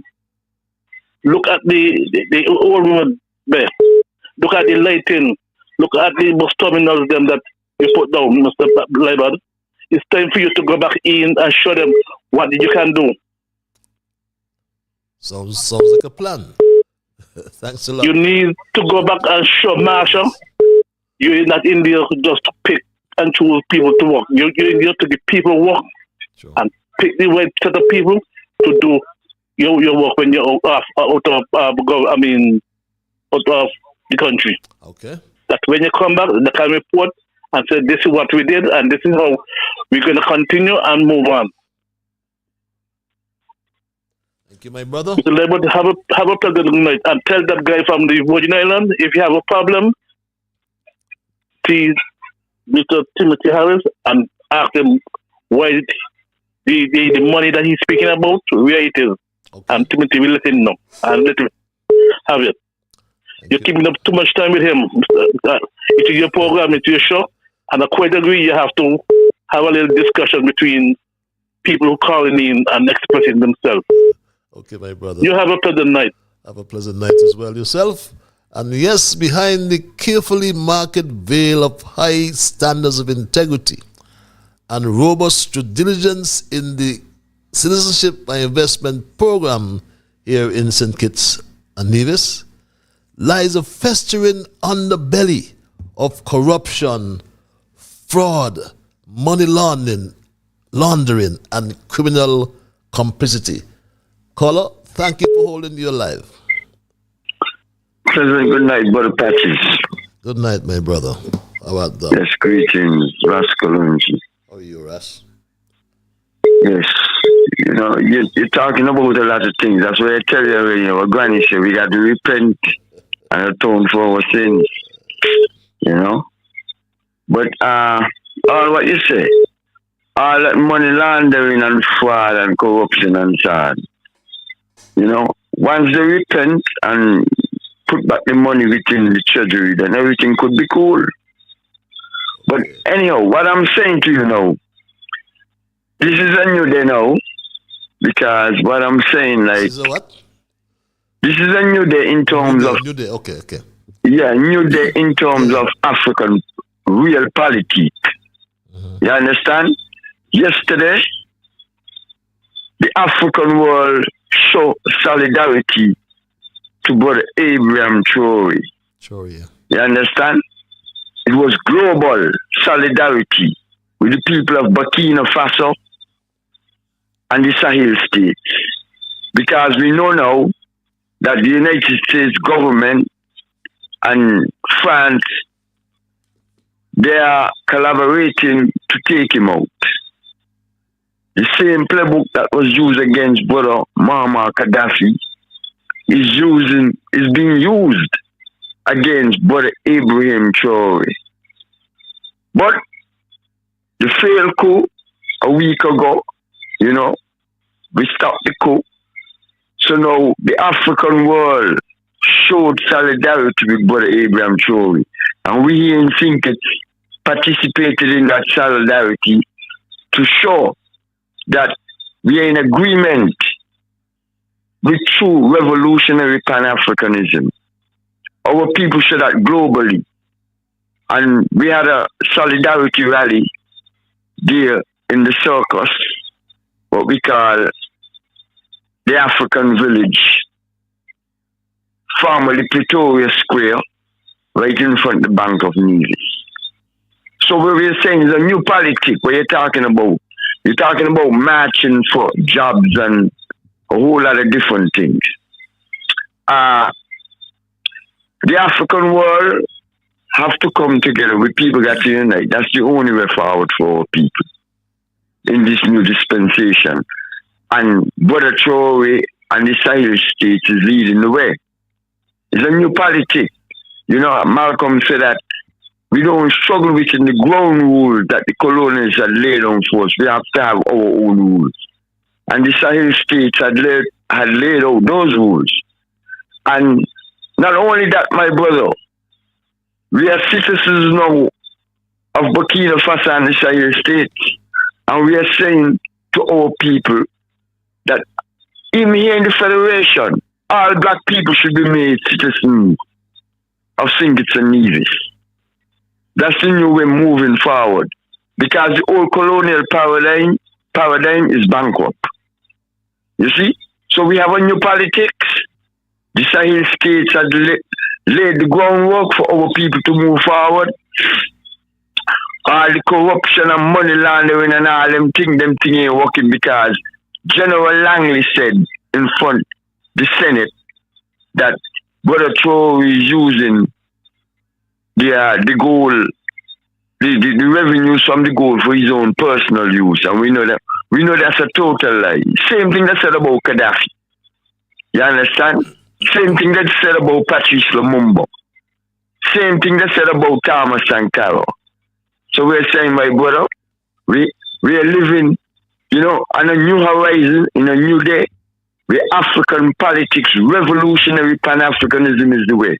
And we are saying, what Granny said, if you're not dealing with revolutionary Pan-Africanism, you're against African people. You know? So we are saying to our leaders who are involved in all this corruption, it's time for you to repent and atone for your sins. You know, we'll give you the forgiveness, you know, but we are not in league with people who are not defending black people's interests. It's as simple as that, my brother. Okay. So That is the new paradigm for us to move forward. What Granny say, love one another. What Granny say, respect one another.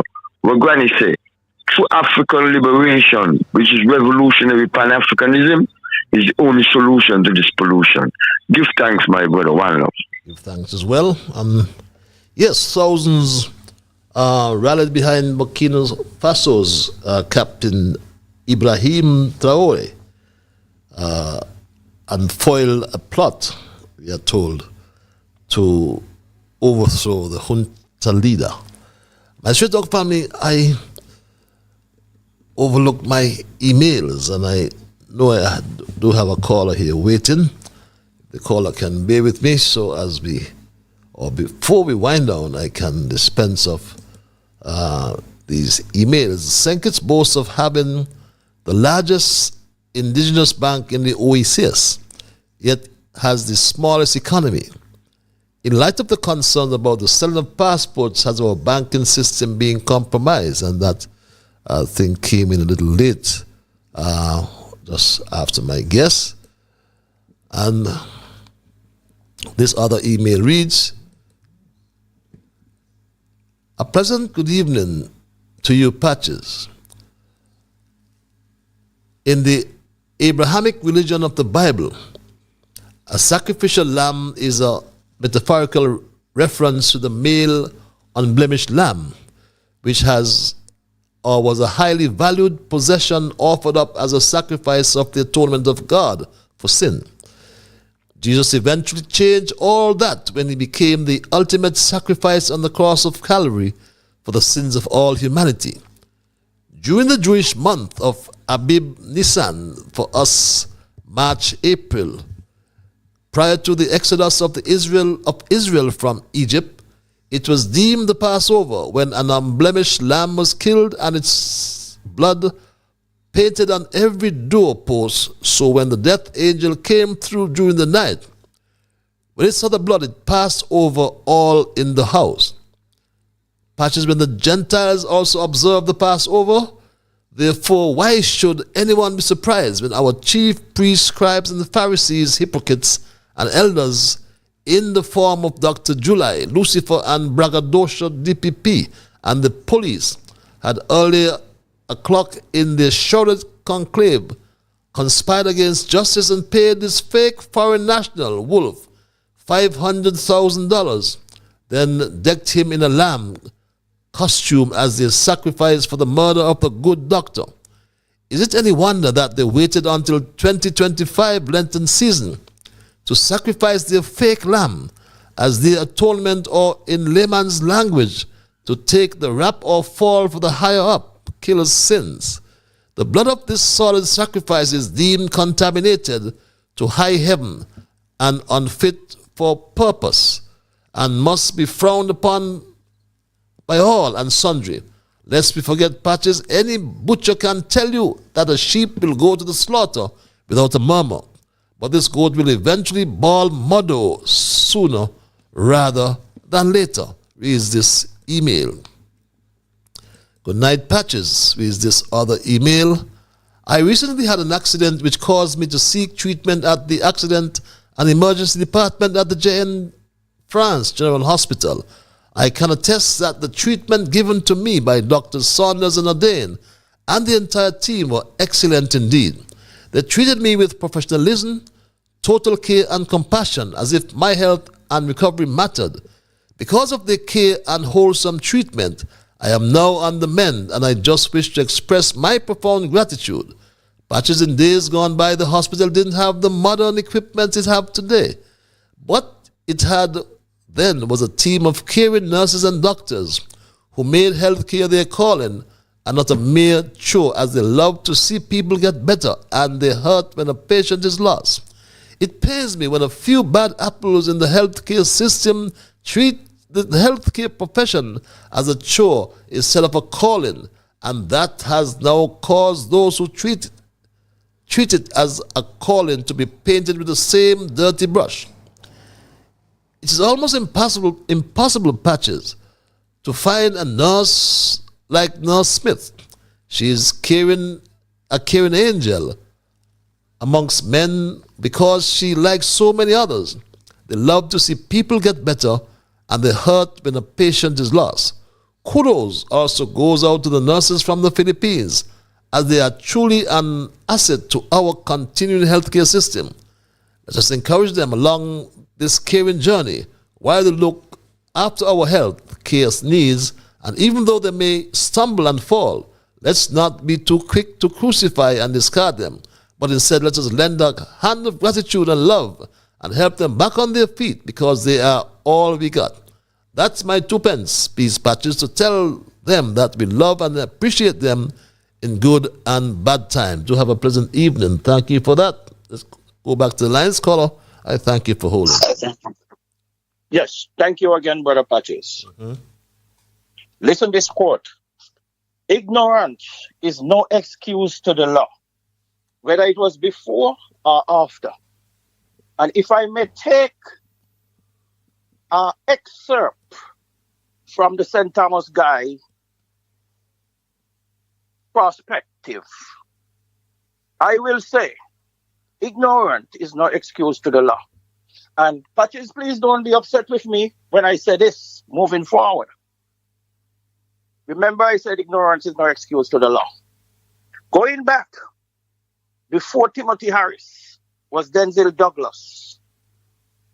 Looking at the evidence of Philip Martino's RICO lawsuit, the messenger, the whistleblower,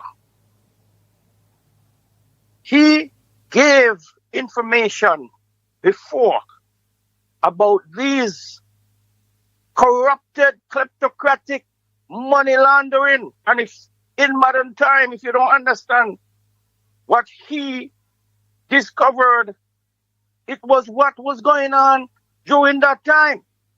And now the evidence has come forward. Be mindful of this. June 1st, because I have my sources, and I am going to continue to broadcast that June 1st is when these information are going to be revealed on the internet. And it's going to go bombastic. Okay? Now, I'm saying, I am concerned about what do to us, which should have been in the treasury, and those culprits who are involved, why their heart are so callous. Okay? Why they carry that hard heart? Do you mean they are kamikaze, that they will go down with the money? Well, I think the Bible said, the lover of money is the root of evil. Why are you going to go down because of money? As Rascolangi said, repent and atone for your wrongdoings. We're not going to execute them, but they deserve punishment because they make us, and I got to say us and we, because I'm a Kitishan and I'm a Nevijan, they make us suffer. That's why some of us had to go to foreign countries to try to make a better living, because if the country was in good shape, maybe some of us would not have gone, because our economy would have been boosting. Okay. Our economy would have been tipped up. And I'm going to call out these names. And I'm going to go by a ledge. I don't have the evidence to call names, but I'm going to go to an allege. It is alleged that if you don't have the evidence, so why are you going to call names? You can't do that. You just say you don't have the evidence. No. But if no. I will adopt your protocol. I will pull that back.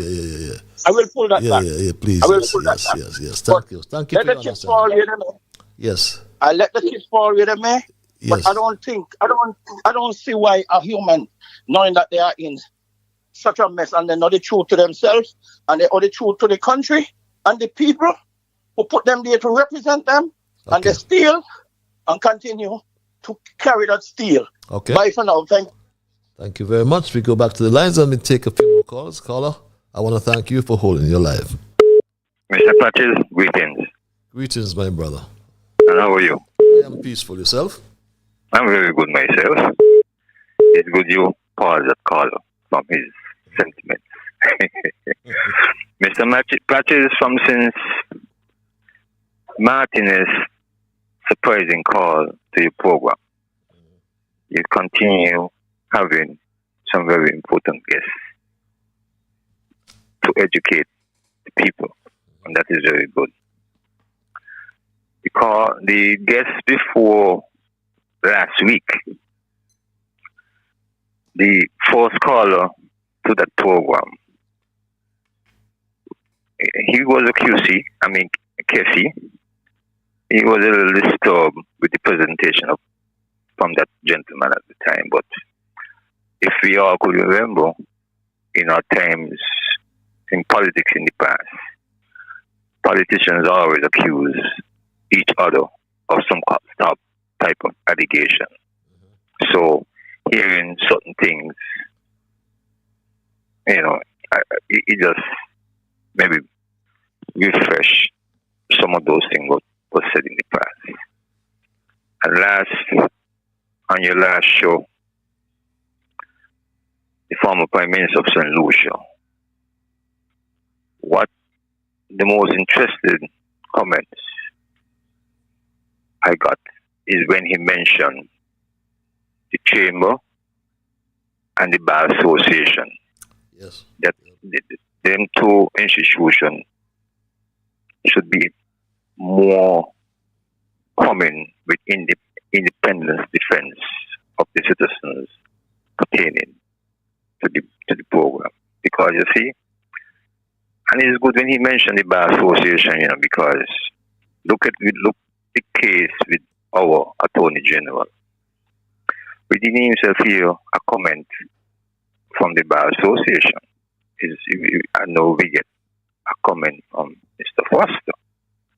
And you see, it's good when these independent institutions make certain stand on certain national issues, because it helps stabilize the independence of our democracy. There is a caller also who always talking about Brian Claus. And if we're really serious and talking about our passports, we wouldn't be saying remove the Brian Clause. I don't really see it as the Brian Clause, but we really see moving clause. I think the framers of the Constitution had a good vision when they put that clause in the Constitution. And I call that a sovereignty clause. It protects the people from outside interference and from also illegal interference. Mr. Patches, you continue to be good and stay strong and stay healthy. God bless. Thank you very much. God bless you. Interesting perspective about that sovereignty clause. The slow student reads this email. Was making a real mockery in the parliament yesterday. As the Minister of Education, at least he should know the meaning of words and how and when to use them. But for him to declare in the House that he is proud to be a part of this honest Labour government, is obvious that the slow student do not know the simple difference between honesty and dishonesty. Just to show how lie, cheat, and dishonest they are, I was at the meeting in St. Paul's last Sunday night, and the meeting did not attract 30 persons. And to hear them say, look at this mammoth crowd, demonstrates how lie, misleading, dishonest, and shady they are. None of them are worthy to be trusted.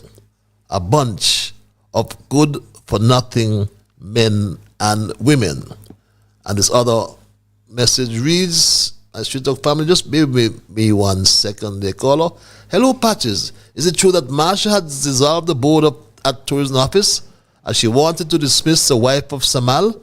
Are they running a bar shop that Marsha is owner of? I have never heard any such foolishness where a minister has the right to dissolve a board. Please let me know if this is true. A concerned citizen, I am baffled, reads this email. Hi, Patches, good night. The gentleman who spoke at length, could you ask him if he would give you his phone number, as I would like to speak with him, as something he said is of interest to me. Thanks, and I hope he would adhere to my requests. A senior citizen, reads this email. And that gentleman, if he's hearing, yes, we can share that email address or your telephone number via email as well. That caller from St. Thomas makes me sick and fed up. The man does not know what the hell he is saying. He's just like the slow student. The man does not know what the hell he's speaking about. I wonder what type of work he does, and I wish he would stop saying your government. PLP was the government of all the people and for all the people. I wonder if he is in St. Kitts for the Labor Day March, sick and fed up with this email. And this other email reads, "Good night, Mr. Liburd. Please ask the man from the Virgin Islands to get a life and find something to do and stop driving while looking in the rearview mirror. Forward, never backwards. Forward ever, backwards never, beg your pardon. Please encourage Mr. Welcome to get in the habit of saying St. Kitts and Nevis. No pun intended, Mr. Welcome reads this email." And this final email for tonight, my Street Talk family, reads, "Good night, Patches. I have been thinking about the CBI program and the pressure we've been getting from the EU and the US lately. If we want to keep this thing going long term and avoid any blacklisting or visa-free bans, we really have to tighten up how it's managed. My honest suggestion is to let an international team handle the due diligence and oversight. People the world trusts, who can't be easily swayed or pressured. At the same time, still involve local and regional folks, so we don't lose control of our own affairs. A mix of both would keep the program clean and keep us in charge. Things that we should stay away from: no political hand in approving applications, no shady agents slipping people through the cracks, and no hiding where the CBI money goes and how many passports are given," reads that email. Let's go to the lines and thank this caller for holding. Caller, your line. Hello, caller. Patches, a pleasant good evening, sir. A pleasant evening, my dear family. I almost called your name. Good evening, Patches. It's Marsha here. Okay. Patches, what a calling to say tonight, right? Mm-hmm. First, but let me get this one out of the way first.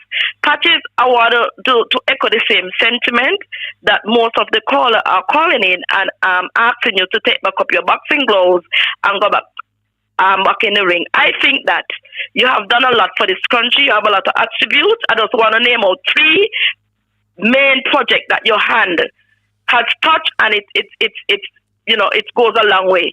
The stoplights, the Old Roadway project, and also the pier.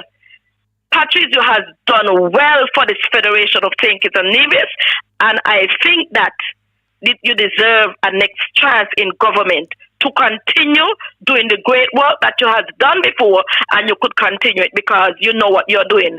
Patrice, the next thing, let me move on. Patrice, what I am saying though, you have some people, right? I don't know why they want to come in at this time to say they want to run politics. It makes no sense.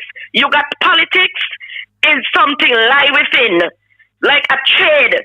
You got to do that from when you're young. I don't agree with people who want to wait until they're in the late 50s and the late 60s to come in. Age is a number, yes. And I know people might say, "Oh, what she's talking about." What I am saying, people never know they want to run election before, and then when they was in the 20s, when they was in the 30s.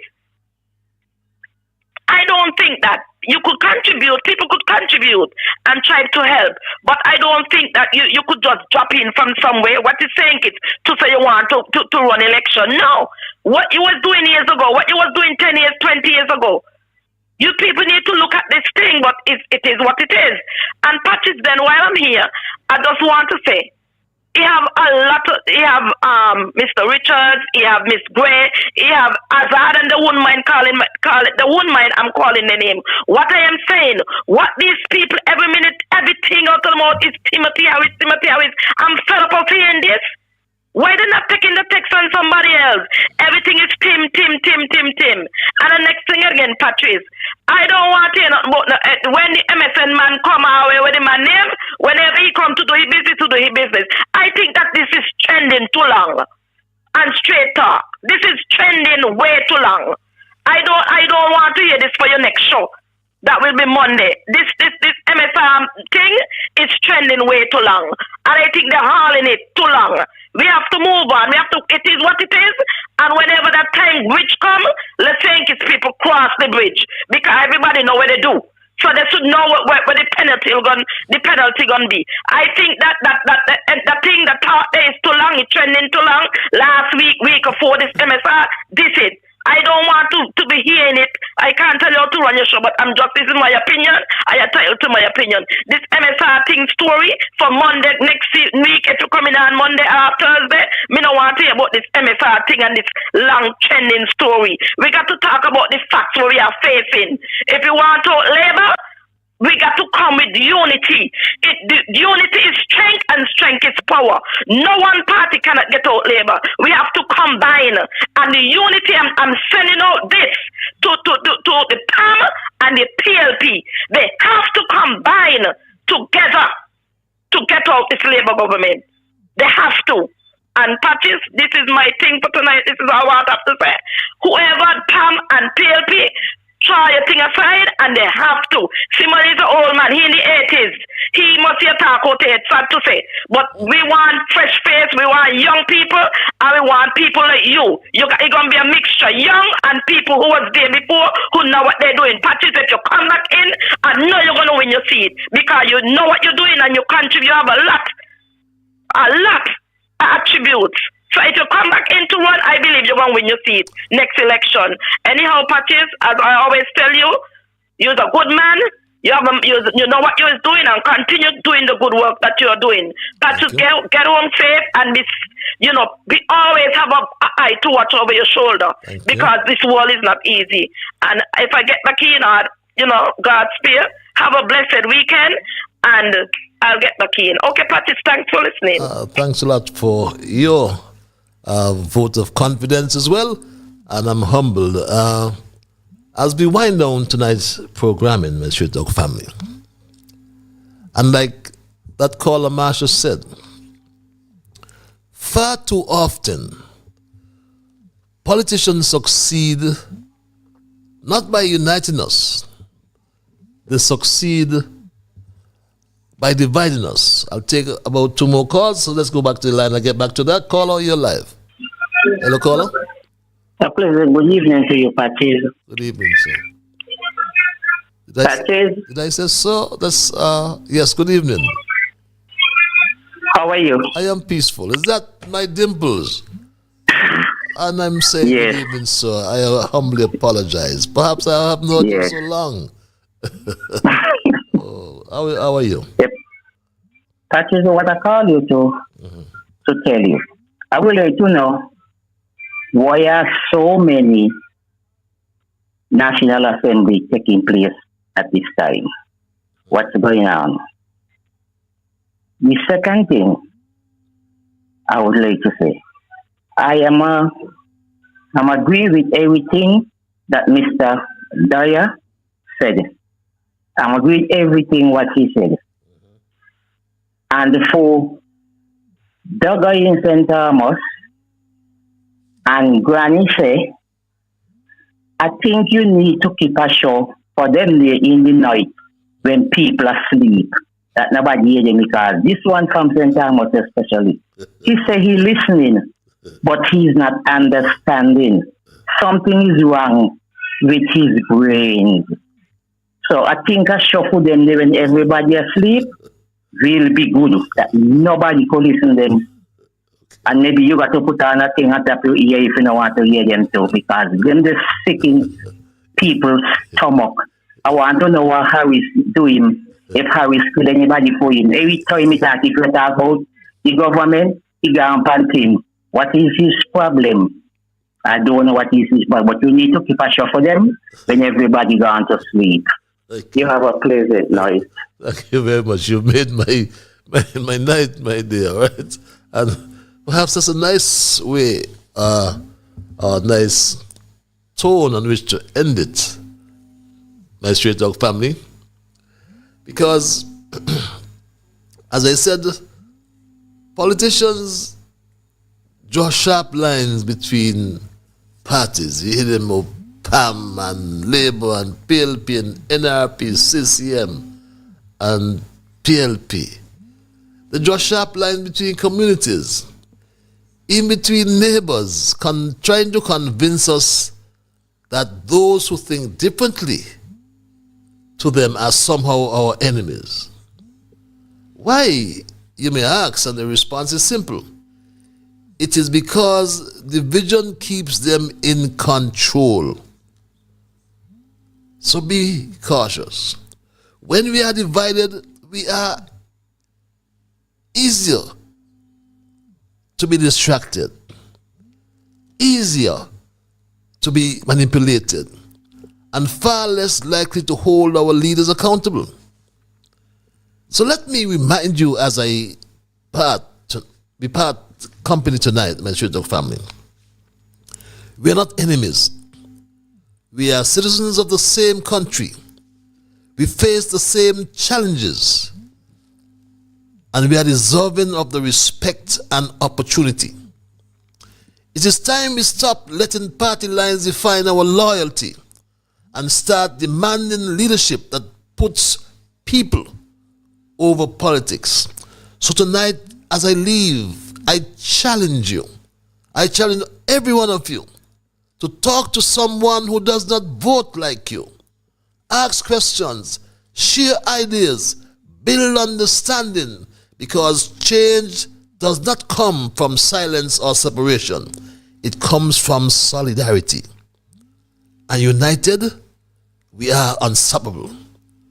In times like these, it is easy to let politics drive a wedge between us. Emotions run high, opinions differ, and debates grow heated. But we must remember one simple truth. Politics must not divide us, for we are not enemies. We may not always agree on policies, on leaders, or on the direction our country should take. But beyond the arguments and campaigns, we are still neighbors, co-workers, friends, family. We share the same streets, the same hopes, and often the same struggles. Our differences in perspective are not weaknesses. They are the strength of a vibrant democracy. But that strength only holds when we treat one another with respect. When we listen as much as we speak. A good speaker is a good listener. And when we choose unity over division. So let us debate with passion, but never with hatred. Let us stand firm in our beliefs that we will never forget our shared humanity. Because in the end, we rise or we fall together. Not as political rivals, but as people bound by something greater than any election. A people bound by our common good. My Straight Talk family, in my introductory paragraphs, I made mention tonight of the need for economic diversification. In short, economic diversification isn't just a good policy. It is a smart path to building a stronger, more inclusive future for all our citizens. And as I wrap tonight, that quotation from that good lady over in Nevis goes something like this. Good government is one of the most important factors in economic growth and social well-being. So my Straight Talk family, remember, as citizens, we build the roads, teach the children, heal the sick, and serve the community. And when our leaders fall short, it is we, the citizens, who must rise up and demand better.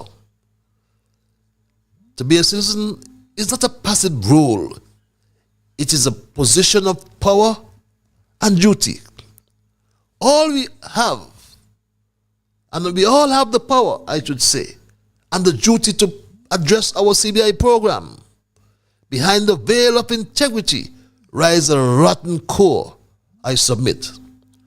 And my straight talk family, our passport, which is used in commercial transactions under the CBI program, is a sovereign asset meant to bring strategic economic benefit to the people of St. Kitts and Nevis.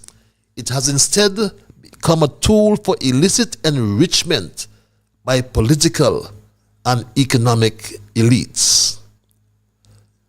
And my straight talk family, we ask many questions tonight. But know that we know that we do not have the money in the Terence Michael July administration. They must tell us where the money gone. Rather than being a transparent economic tool, the CBI program has become a hidden pipeline for election funding, backdoor deals, and quiet payoffs. And my straight talk family, the direct cost of this moral decay is borne by the people. We hear of the JN France General Hospital and the problems that exist. Think of the water supply and the problems that exist. Think of the housing programs and the problems that exist. And my straight talk family, there's a clear failure in governance, transparency, and accountability. The people deserve better. The people deserve real solutions, not empty headlines and broken promises. But my straight talk family, the benefits of the CBI program meant to provide national upliftment are siphoned off into a parallel economy controlled by those in power. Like this one, Garth Lucifer Wilkin, who said this. He said this when he was out of office. If government allows gangsterism to take place in the CBI program, they are part of the gangsterism. And yes, the Jew administration's complicity, or at the very least complacency, in allowing this level of rot to thrive under its watch is damning. The CBI scandal is not a standalone event. It is symptomatic of a government that has abandoned its moral compass and surrendered the national interests for private gain. But when a government begins to treat citizenship as a commodity and national assets as campaign cash cows, it signals the erosion of state integrity. Tonight, my straight talk family, I tried to highlight a powerful truth. That is, when a government takes bold steps to diversify the economy, it unlocks opportunity, not just for industries, but for the people. Our economy leans heavily on two sectors, tourism and CBI. This makes us vulnerable to global shocks, price fluctuations, and job scarcity. But diversification changes that. It brings new industries, new investments, and most importantly, new jobs. All that money that's missing, $888 million, could have built our Basti High School. It could have built the hospital. It could have helped us to launch the marijuana industry. But my straight talk family, imagine our country before I leave, not just reliant on CBI or tourism, but also thriving in technology, agriculture, renewable energy, manufacturing, and creative industries. That will depict a nation building resilience and creating space for every citizen to find meaningful work. So let's support policies that invest in innovation, education, and infrastructure. Let's create an environment where entrepreneurs can thrive and where young people don't have to leave this country to find an opportunity overseas. Diversifying our economy isn't just smart policy, it's a commitment to a better future for all.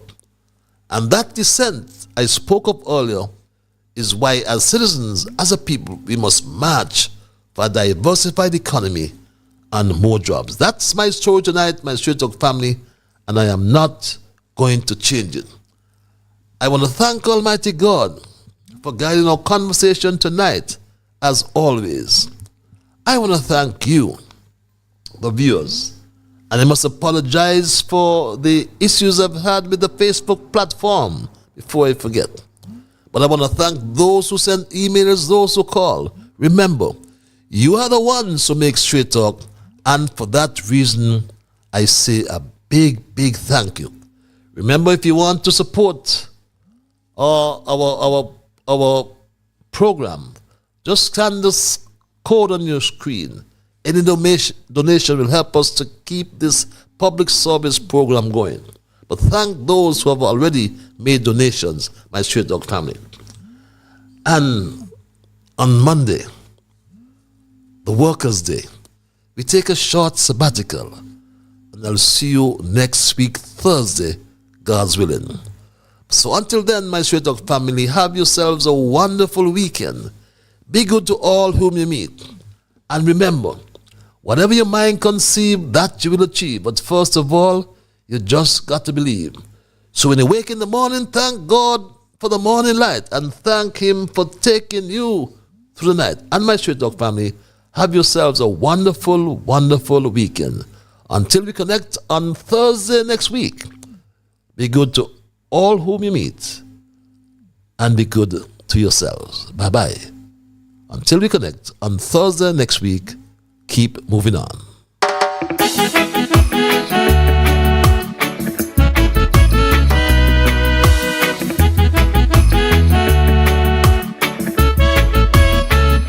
I wake in the morning, I thank God for the morning light.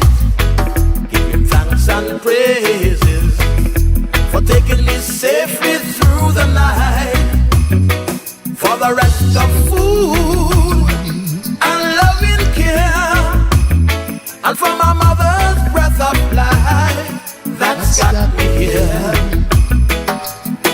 So whatever my mind conceive that I will achieve, you better believe, because I do the things I should, be to my brethren kind and good, the best I could. So I'll keep moving on, I won't stop now. I'll keep moving on till I reach the top somehow. Down on my knees, to the Lord I kneel and pray, with my heart and soul, beg Him to take me through each day. My guardian to keep and my guide, over every step I take, He will preside. So whatever my mind conceive that I will achieve, you better believe, because I do the things I should, be to my brethren kind and good, the best I could. So I'll keep moving on, I won't stop now. I'll keep moving on till I reach the top somehow.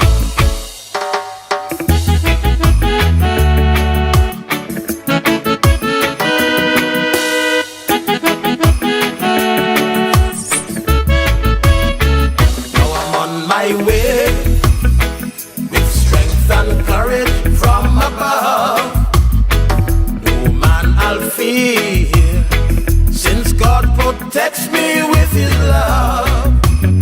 Strong, pure and true, and so sincere, 'cause my knees I'll always stay to the Lord